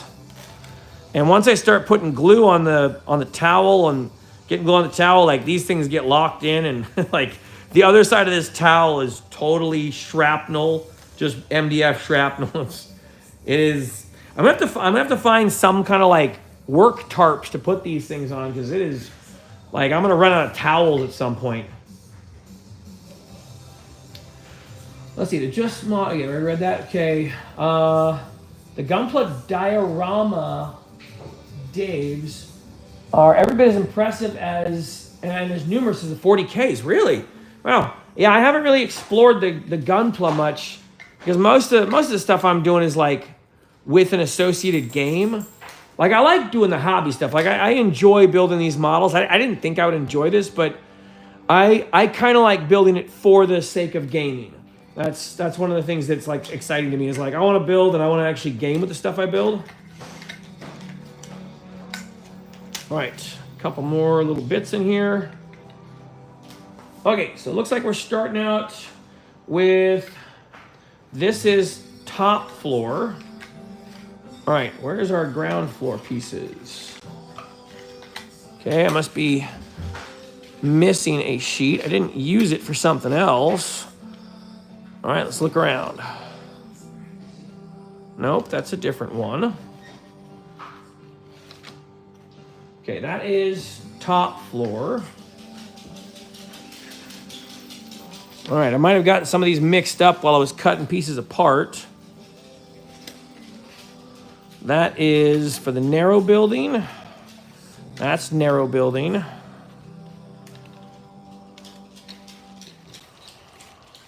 Okay, so all of these pieces are for that set. All right, then this. These columns and paper tack-ons are for this set. All right, I must have the other piece of floor in here somewhere. So I'm gonna take a look in there and see if I can find the floor. This is the top of the roof. All right. Watch out.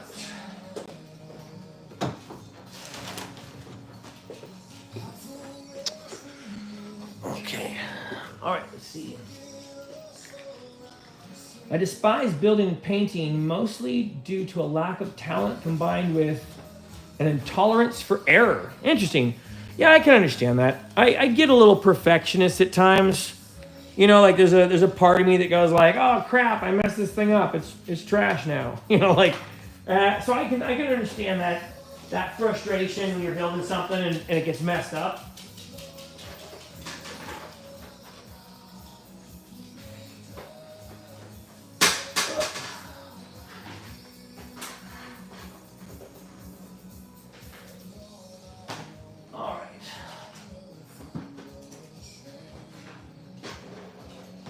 So, might have totally misplaced one of these floor pieces. I couldn't have used it for something else. I don't have another floor extra, so this is like, all right, these are all still sealed, still sealed, still sealed. Okay. Still sealed. Oh, wait. Not sealed. I probably mixed its floor in with that one. Let's check that one. This is still sealed, and those are all the tile pieces, so let's put those up here.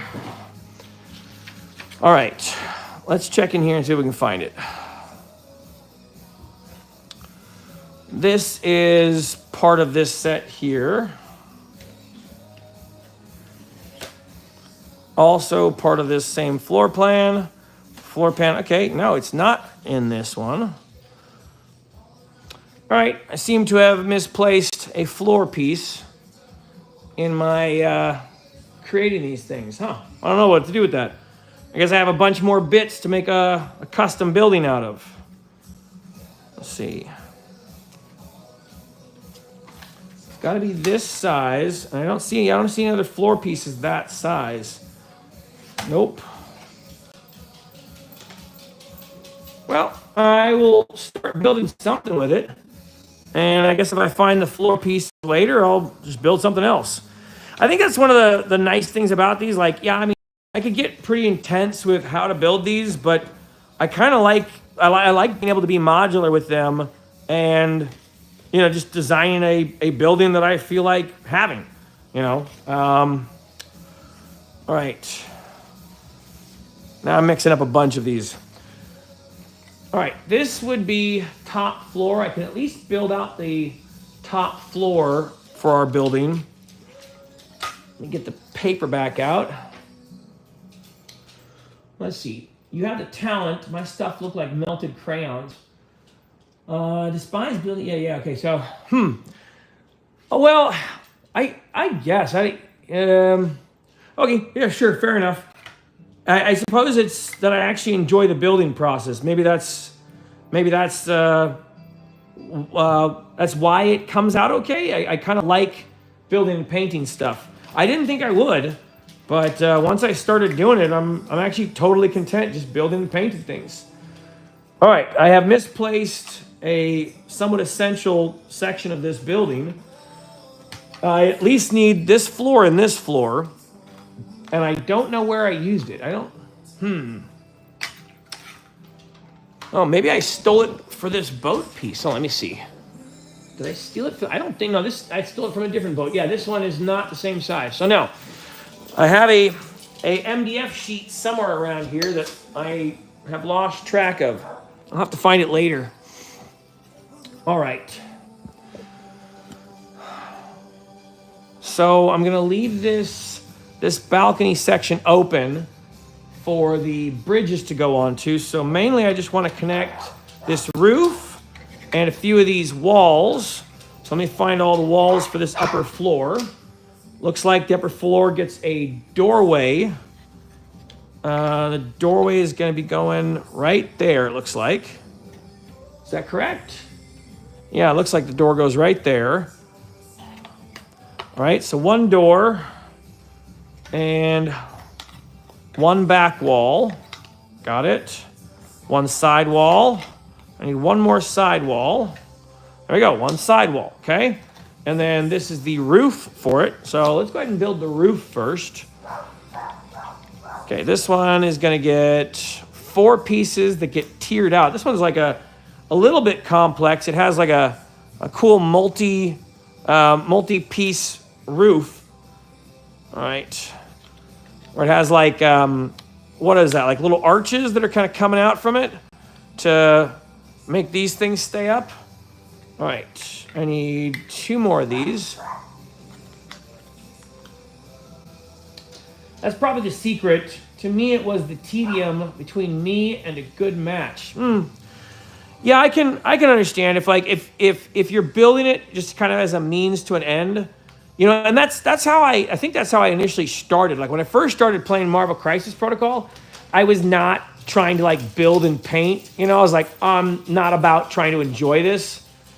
All right, this is another one of those that I think I'm gonna actually have to kind of pop them in place first, and then I'm gonna glue them afterwards. Because if I try and glue them while I'm popping them in, I'm gonna get like halfway done and they're gonna start melting. Anyways, yeah, Marvel Crisis Protocol, like when I was first painting the Captain America and all them, I was not trying to make them look good. I was just like, look, I want to get paint on these guys. I want to make this game to be playable. You know, I almost, like I wasn't okay with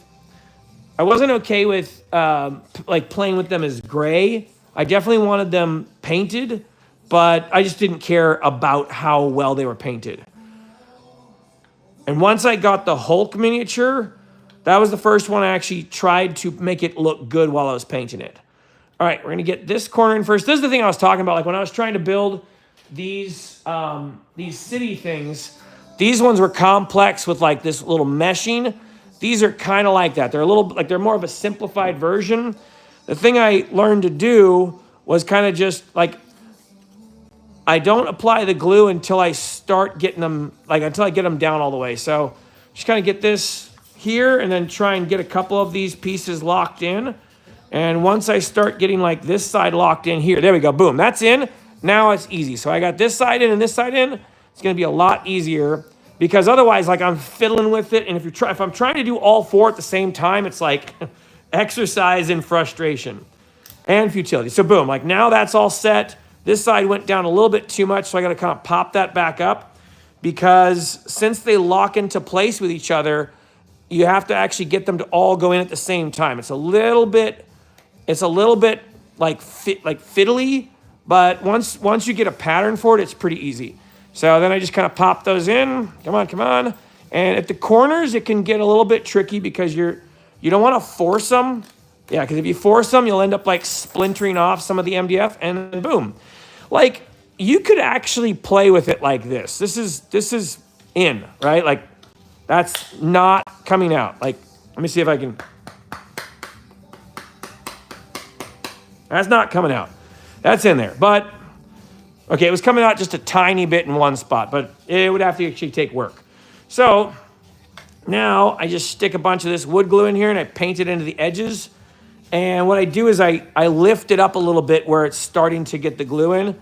So I'll just dab that in there and I just run the head of this into the edges. And then I take one of my MDF brushes and scatter that all around in the edge. And once I kind of get it up here into the corners, I'll just wipe it into the corners so it kind of spreads in. And you can see it's already like popping through there. And I just allow the paint to merge into the edges. And kind of paint it in there, the glue. Allow the glue to merge into the edges. And then I try and clean it up a little bit because, you know, this is going to be a roof after all. On these, yeah, I don't even really try to clean them up that much because I know it's like we're not gonna be looking at them. I'm not that compulsive, you know, that I'm like these got to be pretty on the underside.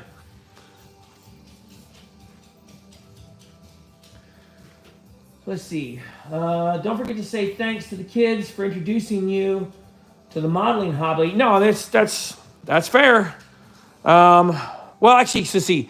It's because of the kids that I got back into the modeling hobby, but when I was 15, I was doing like Star Wars models. My grandma was probably a big inspiration for why I like being artistic. My grandma was I don't want to say she was a famous painter, but around Whittier, she was kind of a famous painter, like near where I live. You know, there was paintings of hers up in like restaurants and buildings. She had a gallery around here. And she painted a lot of stuff about this city, right? So I used to watch her paint when I was a kid, and she was always very artistic. You know, she was doing, you know, painting and stained glass, and she made like picture frames out of wood. Like she was very, very artistic, very creative lady. And she encouraged me to be artistic as well, like to actually, you know, put time and effort into making the models. I never painted the models because I just didn't care about painting, but you know, I got into models because of her. So it looks like I need to put in all these little pieces here, and they are oh, there we go. That's why I had it upside down. I'm like, they look jostly. That's no good. Okay, so I'm actually going to glue all these in on one side, and then I'm going to get this piece to go down over the top. Oops, sorry, this piece to go down over the top. I don't want to glue all of them in because this is where it can get a little bit difficult because I need to make this come over the top and then I need to get it to like wiggle a little bit to go in. So I'm going to do them in steps. Well, let's get the glue going first, and I'm just going to dab it there, dab it there, dab it there. And I'm going to drop these in. Let's see. almost like the balsa ribs of the RC plane. The only models I can get right for some reason. I think it's because it's not cosmetics. So when you're building those planes, are they like model planes or are they planes for flying? All right, and now this section, I'm going to get glue along this edge, here, and then just on these holes. There we go. Again, I use a little bit too much all the time. I'm going to have to brush through these. All right. All right, I did something wrong. Is that upside down? How's that upside down? Wait, there's like a one way and another way? Crap. Hold on, what did I do wrong? Oh, this one goes on this side. Okay, I did something wrong. I don't know what I did wrong. Hang on, I might have to pull this. Oh, wait, there we go. It goes like that. All right, darn. I gotta be quick because that glue is, okay, that's what I'm talking about. Sometimes if I don't work it out first, I find out I've done something wrong. And then I have, like now, right now I'm on the clock because that glue is drying and it's gonna get like all kind of coagulated. And when it's coagulated, it doesn't set well. And that's where you get things that are kind of like wobbly and sticking up. All right, so these are also gonna be a little bit difficult to set in because I'm gonna have to get the orange clips and some of the black clips. Okay, let's see, there we go. This way, get that in. And actually that went in pretty easy. All right, still good. I'm gonna wipe off this stuff here. Yeah, some of this is where like it turns kind of black and brown. So I'll have to like come back here and sand some of this stuff off or scrape it off with the hobby knife. Because when my fingers start to get the wood glue on them and I rub it down, it looks, I don't know, it looks kind of dirty. It doesn't bother me too much because, it's terrain and I'm okay with kind of dirty, scuffed looking terrain.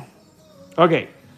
But now I need to get this other side in over here. So I'm going to get this other side in, and then I'll start clamping up this side.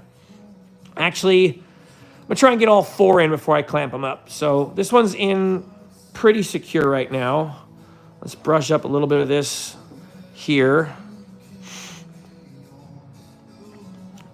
Woman I love. Okay. Yes. I found some more of those markers, but they have stiff tips. You found more markers, but they have stiff tips. Well, like what markers? What are you talking about? They're called Gundam markers. Oh, interesting. Yeah. I saw a YouTube video that. Can you use them on miniatures? Yeah, they're for Gundam models. Okay, but you could use them on like regular miniatures too. Okay. This guy said they're really good for doing like trim on armor and stuff. Wow. I saw it. Yeah, look. So Okay, what's the brand? Gundam. Here, just show it to me later. Yeah. That's fine. I do like those markers. I picked up a bunch of the AK markers, the real color ones. I really liked them. I painted a whole miniature, a 75 millimeter miniature, just using those, and I rather like how they turned out. All right.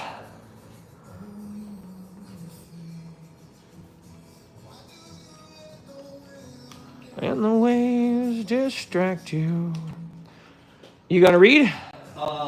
Yeah, I was gonna wait for you to get off. Well, I'm gonna try and finish up this top floor of the building. So if you wanna, what are you doing? I was gonna. Don't start building your. Don't. We're not gonna be there going that long. Yeah, don't start building your Tyranids. Otherwise, we won't get to watch them before Lex gets tired. Okay. So here, why don't you read to me right now, and then we'll get ready to to close up for tonight. The invisible, praise the immortal God. Oh. Praise God incarnate, praise Father, Spirit, and Son. Okay.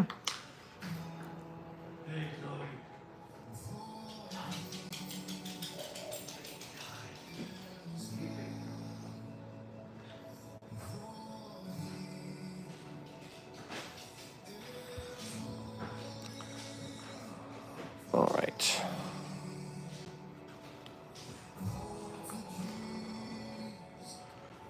All right, now what I do? Oh, nope, that was just being a little bit... Oh, okay, hold on. Did I do something wrong? I must have done something wrong. These are not merging together well. Uh-oh. Ah, I see. Okay, so there was an actual order to how these got to go. Okay, so yeah, this is some of the problem I encounter sometimes when I'm putting this together. So I probably should have pieced all this together first. Let's see. What did you do wrong? I think I got these pieces backwards. So How? because look, they're not squaring up, and there's a little bit extra at this edge, so they actually have a right way and a wrong way. So That's a bit this is confusing. yep. Uh-oh. Hold on, it's still good. That's Probably loose enough. Maybe scrape it off with the hobby knife. No, it's coming up. It's Well, the glue's gonna be a bit dry. okay. At worst, I might have to just piece this back together. You know what? I think I'm just gonna piece Wait, it back just peel together. it No, up. I'm just gonna cut this piece off and glue it in there. Oh, Because I'm gonna have to tear this whole thing up. So my plan was actually to use this piece and have another piece built on top of it anyways. So I'm not too worried about it. So I actually wanted to have this roof piece have a piece like this coming off of it, but a bigger one, right? So I wanted to create like a balcony over this piece. So it's not gonna be that big a deal.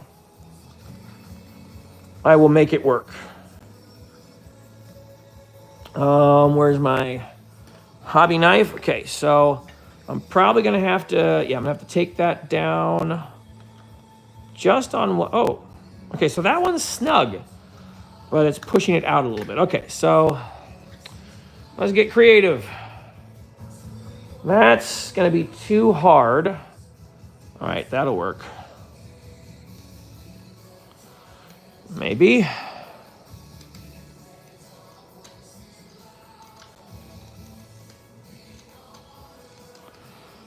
And this is why I keep all these bits. Sometimes I gotta merge them into each other. All right, let's see how that is. There you go. Okay, and that one's close. Just a slight edge off of here.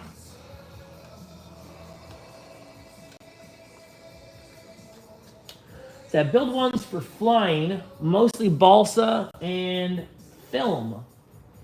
Balsa and film? What does that mean? Well, it's made of balsa, and I don't know what film would be. Film might be some kind of wood. I think it's sort of coating that you would See, put on. mostly miniature, late World War I, early World War II aircraft and canvas wing era.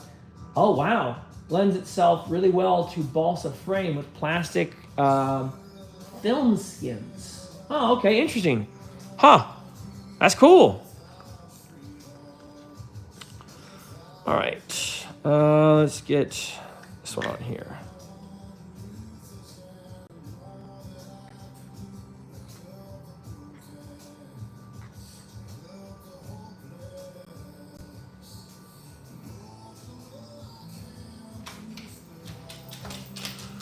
All right, and little bits. Oh God, lift up your hand with freedom and forgiveness. Huh. That is very, I'm not sure what I did wrong with this one, but there's a bunch of stuff that's off on that, so. I messed it up somehow. This is what happens when I don't use the instructions. Why don't you turn your iPad to the instruction booklet? Because I'm using the chat right now. I'm gonna have to get another iPad out here. You could have just taken mine. I probably could have, but I was mostly just trying to set up the table, and I was doing simple builds to, like that thing. That doesn't really. I don't need instructions for that thing. Oh, okay.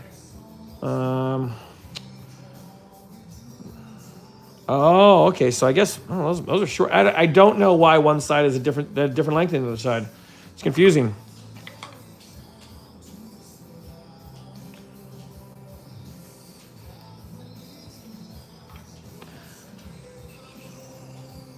Help me to make a move. Well, maybe because you're putting it the wrong way. What do you mean? How am I putting it the wrong way? We're talking pull about it out and put it like that. what? Why would I? No, that's no. This is the way it goes. Okay. The small holes go on top. Huh. That's weird. Yeah, it's just the foot of it is a little bit long. Okay. There we go. Guessing the foot of this one's gonna be a little bit long too. Yeah. All right. Let me find my clippers. These clippers work surprisingly well. Just gonna launch a tiny little piece off.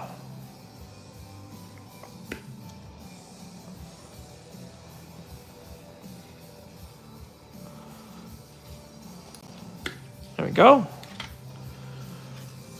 I was surprised with how well those work.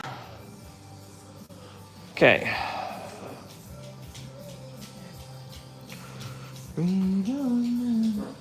See, the engines and servos are beyond me.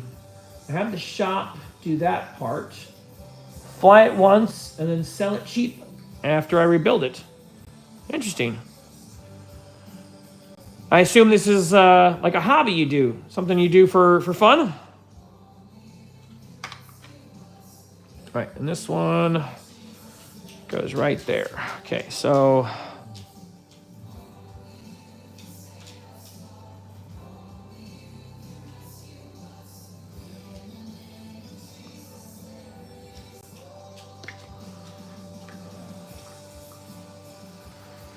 lift up your hands. Whoops.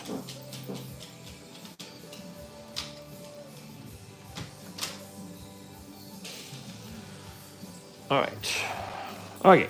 Now I need to do some reconstructive work to get this to line up properly. So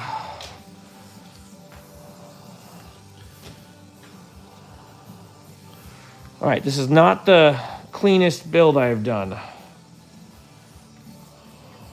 Looks a little messy. It does look a little messy. Well, the tower also looks a little messy. The tower I was trying to figure out.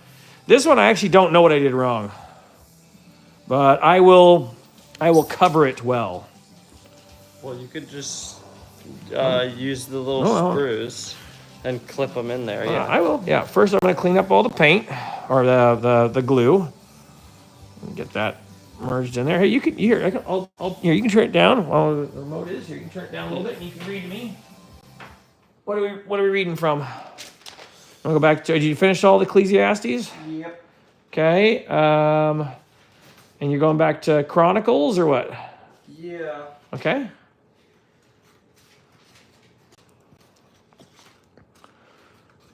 All right. How about let's see. How about we go to the new? Oh, are you already at Chronicles? What you want to? No, I accidentally took my bookmark out of where I was. Oh, and then placed it somewhere else. Yes. All right. Good job. I'm pretty sure I remember what chapter I was on. Oh, I see what I did wrong. They go in a complex, and I did the complex backwards. I didn't realize that it actually mattered which way it goes in, but there's like a complex of how these things go. Like this one goes here. No, wait. No, I have no idea what I did wrong. Yeah, well, I didn't put that together right because you can see there's two cracks there, so I'm going to have to... All right, let's see if I can crimp this down some. You're going to say to read from what? Part of the modeling hobby I enjoy even more than... Let's see, the part of the modeling hobby I enjoy even more than crashing them. I can't land, it's a skill issue. Dang, I didn't realize how difficult it might be to land a model plane. I was gonna say, let's go to Ephesians or Galatians.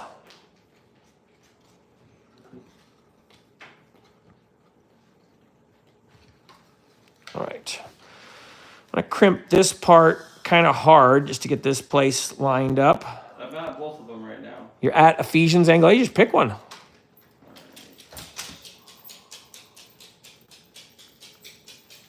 All right. All right, that's going down tight. That's good. And let's go over here.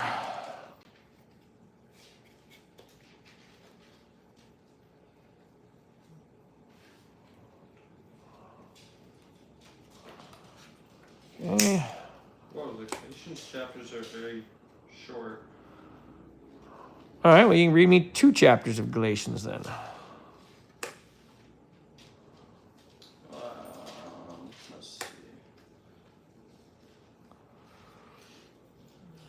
All right. Yeah, they're kind of like the length of the Psalms. Okay. Yeah, I definitely messed this one up. Well, why don't you stick the stuff in there? I will stick stuff in there after I get this thing glued back. First, I want to straighten this out. There we go.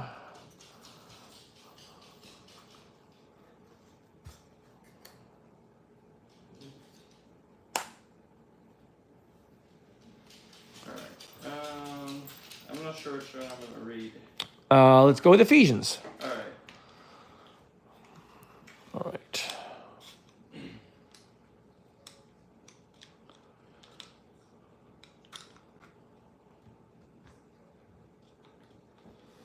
Do I think this day? Thank you this time to read. Please bless us time of read and please. All right. Bless the rest of our day. Please bless our time together. And thank you for the time we have together. Please need me to understand what I'm reading and to stay focused on what I'm reading. To come close to you and gain knowledge and wisdom and understanding. Please give us a good rest of our day. In Jesus' name, amen. Amen. All right. Go ahead. Don't start a new thing. I'm not starting anything. What? You're building a. I'm finishing the pieces I have. Calm down, man. Okay.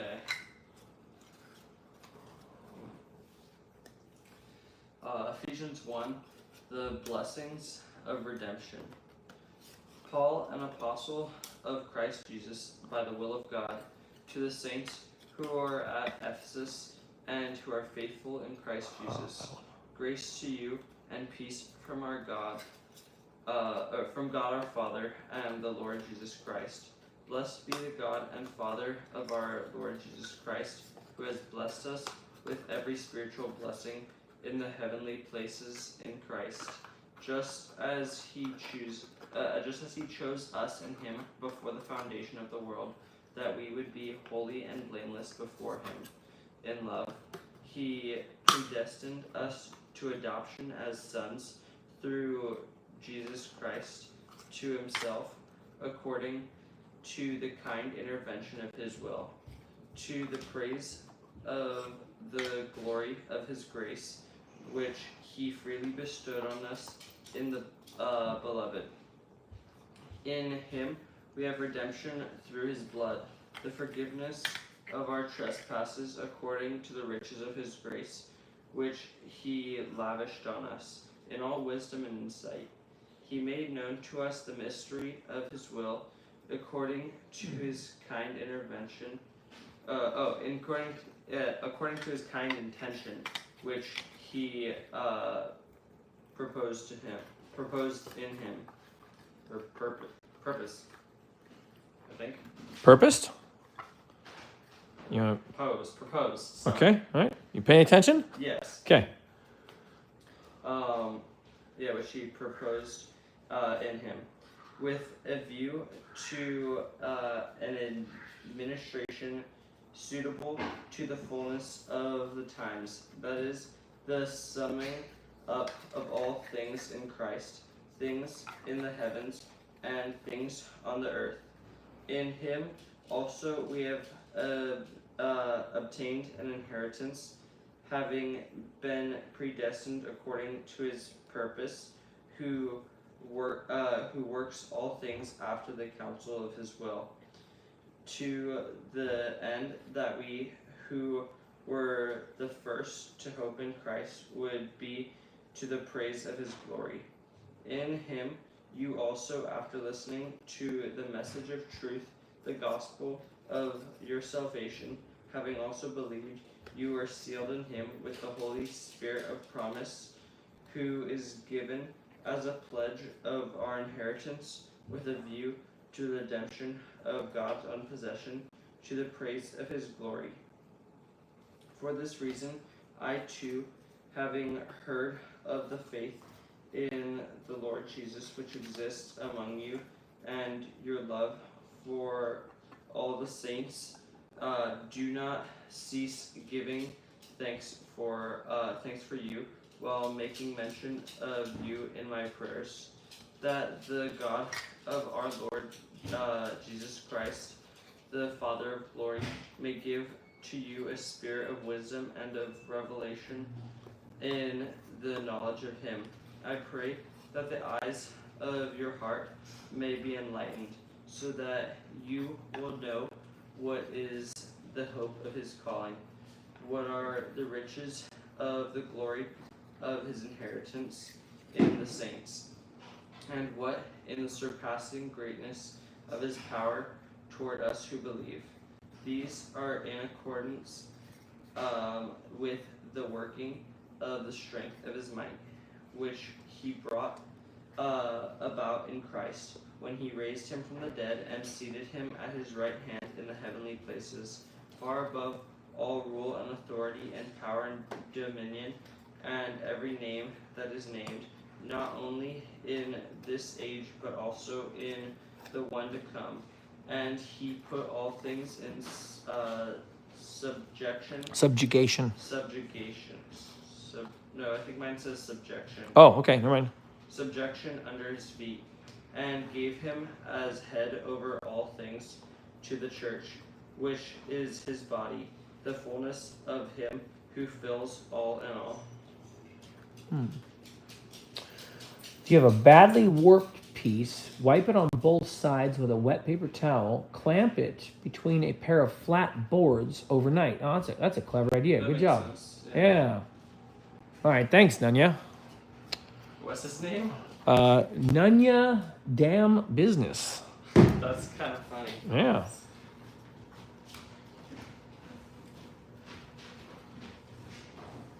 Excited for my game tomorrow. Been getting into utilizing scripture to craft the story around. Interesting. Can you tell me more about that? What do you mean?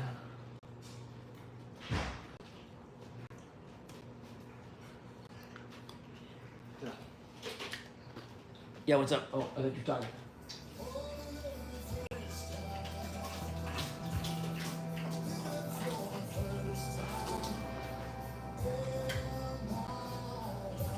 Are you almost done?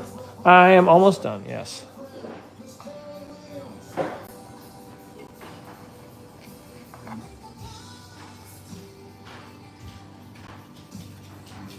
Let's see. Spending time reading is part of my prep. Okay. So, do you, like, are you, so you guys are playing like Dungeons and Dragons or something? Like, what game is it that you guys are playing? And I guess my question was like, how do you add scripture into your TTRPG?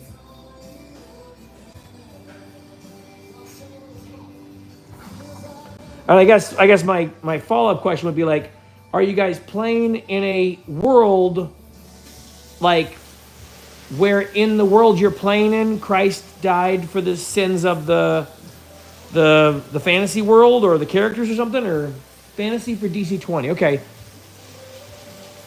Or is it like you're mixing in like Proverbs or wisdom, something like that, wisdom literature?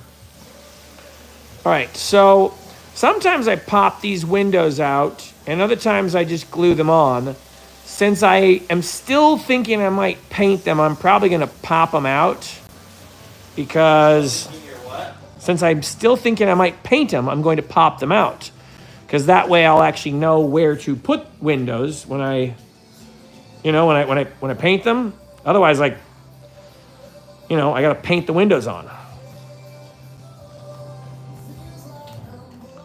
Again. No Jesus. Okay. Look at this thing that was part of my water bottle. That's gross. You got to clean that. I don't know how that happened. But hopefully strong moral concepts from Scripture. Okay. Makes sense. So in the case of this one, I want to have these be open. Whoops. And I could put these open, like I could glue them on like that. I might. I'll save them in my bits for now. But I suppose if I do that on 2 of them, I'm going to have to try and do it on all the rest of them. All right. I'm going to have to steal my other clamps. These are way too big. Let's see.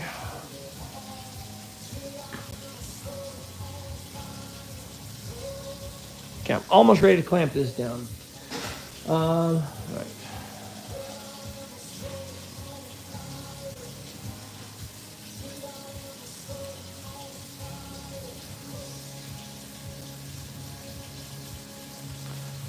There we go. All right. Hey, hello. You ready? Okay. I'm getting ready to jump off in just a moment. All right. Let me get clamps on this one, and then. Oh, whoops.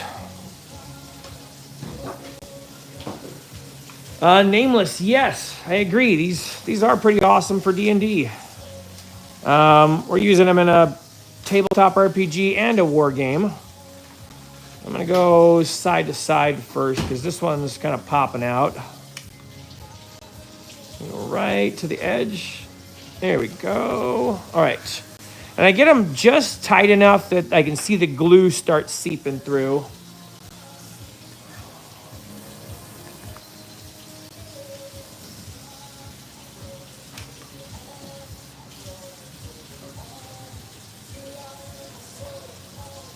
There we go. All right.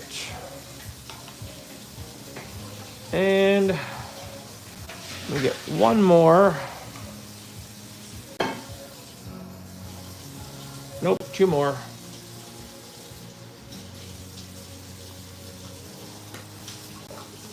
All right, I like these clamps a lot. I did not realize how helpful these would be. I mean, I obviously knew they'd be somewhat helpful, but I didn't actually think I'd be using all of them right away. So, yeah, this, I mean, it's pretty helpful. You know, it's nice to just have that to set on there. So, let's see. So are they like plans you can go download, or anyone can print them with laser engraving?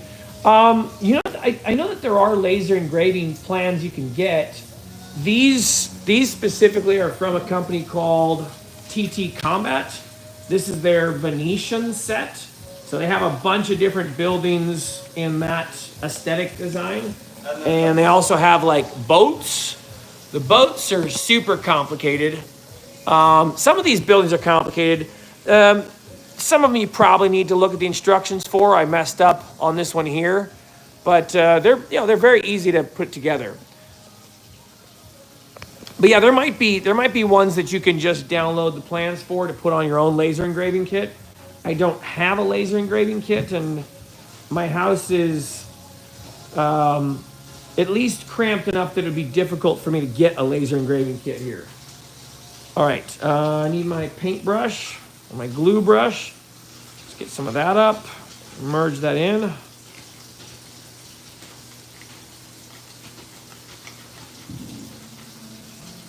Some of the reason I'm thinking about painting them is like, once you start painting stuff, it becomes really easy to make the grunge like look realistic.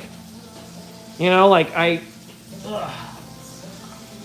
can really just mess this thing up with like leaves and stuff, and you know, it looks run down. Oh, let me get this one.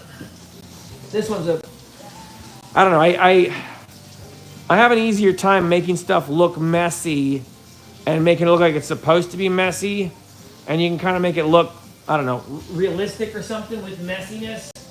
So I probably would want to do that with these, but I think I'd paint them before I do. And we're also about to get an airbrush, maybe. Let's see. These are terrain kits, but if you have a laser CNC, there are download plans to cut cardstock and trim balsa. That's a good point. Damn, need to find a group that plays on tables like that. This is mostly our war game table, but yeah, we would play our TTRPGs on here. Most of the time we play on a smaller table, and I don't tend to make really crazy terrain sets for our. No, I have in the past, but lately we've been doing more theater of the mind in our TTRPG. But every so often, if we have like a crazy looking combat, I like to build it out. he honestly doesn't think his terrain is any good. I think it's 3 hours of building shy of diorama quality. No, I do think it's good. I like this. I like the way this stuff looks. I especially like, making crazy fantasy stacks and stuff. Probably have to control myself a little bit because I tend to go a little zany with stuff, and I think it's better to not go so zany. All right, I'm gonna look at my bits for a moment and see if I can find something to fill that gap real easy. Something thin. Something I can shave off. All right, let's see. You know what I probably could use? Yeah, you know what? I'm just gonna grab real quick. Let's see. Watch out, Berkeley. Some of the color isn't coming off of it. You'll figure it out, man. Use some bleach or something. Yeah, I guess let me... All right, this stuff. See, I just started getting into Game Engine. It's a 3D table builder like thing. LOL, but I need friends to play. Well, Nameless, you should come join my Discord. There's a bunch of people who are looking for groups and who play regular games, and we hang out in there every Tuesday. And then a couple days a week, we end up just chatting about TTRPGs and games and all that. So if you're looking for friends and people to play with, come hang out. And there we go. That's going to be perfect. All right, that's exactly what we needed. Just this tiny little bit. So I'm just going to smear that up with some glue and break it off right at the edge there. So Discord, you will find a link. It's called the Dungeons Descent, but you will find a link to it on my YouTube channel about section. I think it's actually the only link that I have right now. But yeah, you're welcome to join. Just come into the announcement area, say hi, and they'll admit you in. And yeah, like I said, we just hang out, we chat. We usually get into like the voice channels to talk at least once a week, and you're welcome to come hang out and chat with us. I don't know, it's a bummer to hear that people need friends.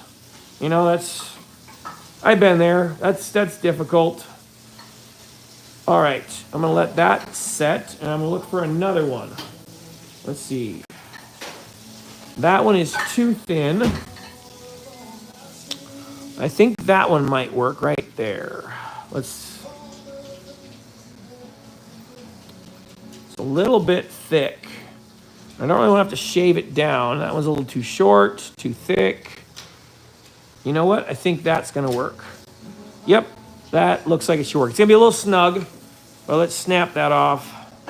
That is why these are useful, man. I gotta keep a few more of these. Oh no, it's too thick. All right. I'm gonna shave off probably just the charring on here.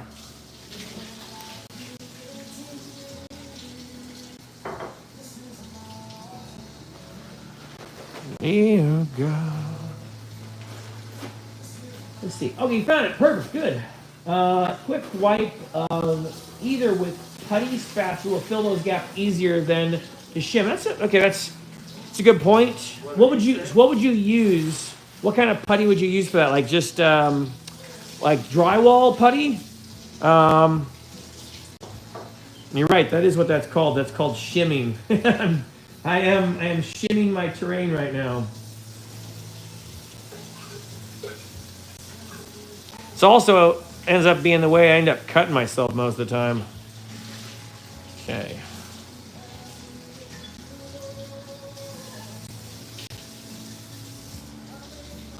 I need to get a much nicer knife. This X-Acto knife has been a pain. The blade has actually come unscrewed a couple times. Yeah, mine is. I think mine's done that too. Come on. Paper clips are always good because you can scrape off dried glue with the nail in the metal. Yep, just a thought. Yeah, what I tend to do is get these in here and just scrape off with this like a little brush. It tends to work pretty well. Yeah, that's actually a good idea. I'll probably pick up some spackle. Oh. This might work. This might work. Yes! All right, that's gonna work. Okay, I just need to use both ends. So I'm gonna try and do a magic trick here. I'm gonna put a little glue in there. Sometimes the glue works to like lube it up a little bit to help me slam a piece of MDF in the spot that I want, and then sometimes it immediately turns into like a soggy swamp. Oh yeah, it's almost soggy swamping. Okay, then I'm going to snap that one off. And I'm gonna try and stuff it in more using this other side. It's gonna be difficult. Oh, is it going? It's going. Oh, I got it. And I'm gonna break that one off. All right. Now let me push those up. That is not too bad. Not too bad. All right, let me get this big clamp here on this side. Sides bulging up just a little bit, and I want it to be more flat. Let's see. All right, that's working. And to keep that up, I'm going to clamp a clip into a clip. There we go. That one's going nicely as well. I'm gonna give those a minute, and I want to see that they actually fit, and then I'll be wrapping up for tonight. Let's see. Oh, they usually have square toothpicks. Ooh, that's a good idea. Dollar stores usually have them. That's a great idea. Drywall spackle works in hidden corners. Neutral woodworking putty. You have to blend where it's visible. Okay, I'm gonna take a picture of this screen right now because I want to keep track of both those ideas. I want to get some of those square toothpicks, and also the idea of popsicle sticks, like getting some of those wooden popsicle sticks. That'd probably be helpful too. All right, let's unleash this building here.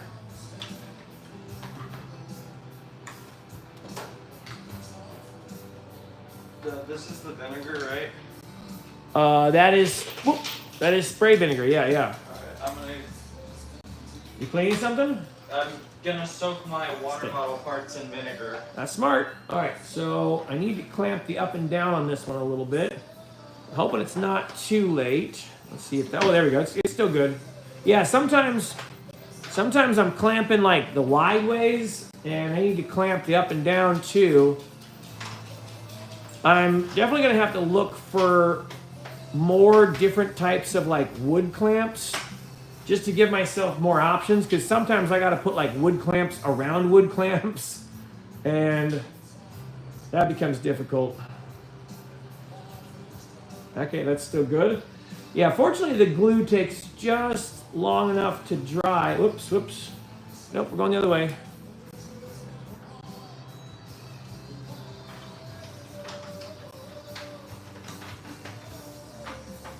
There we go. As long as I can see some glue kind of popping out of the seams, that's usually a good sign. It means it's still moving.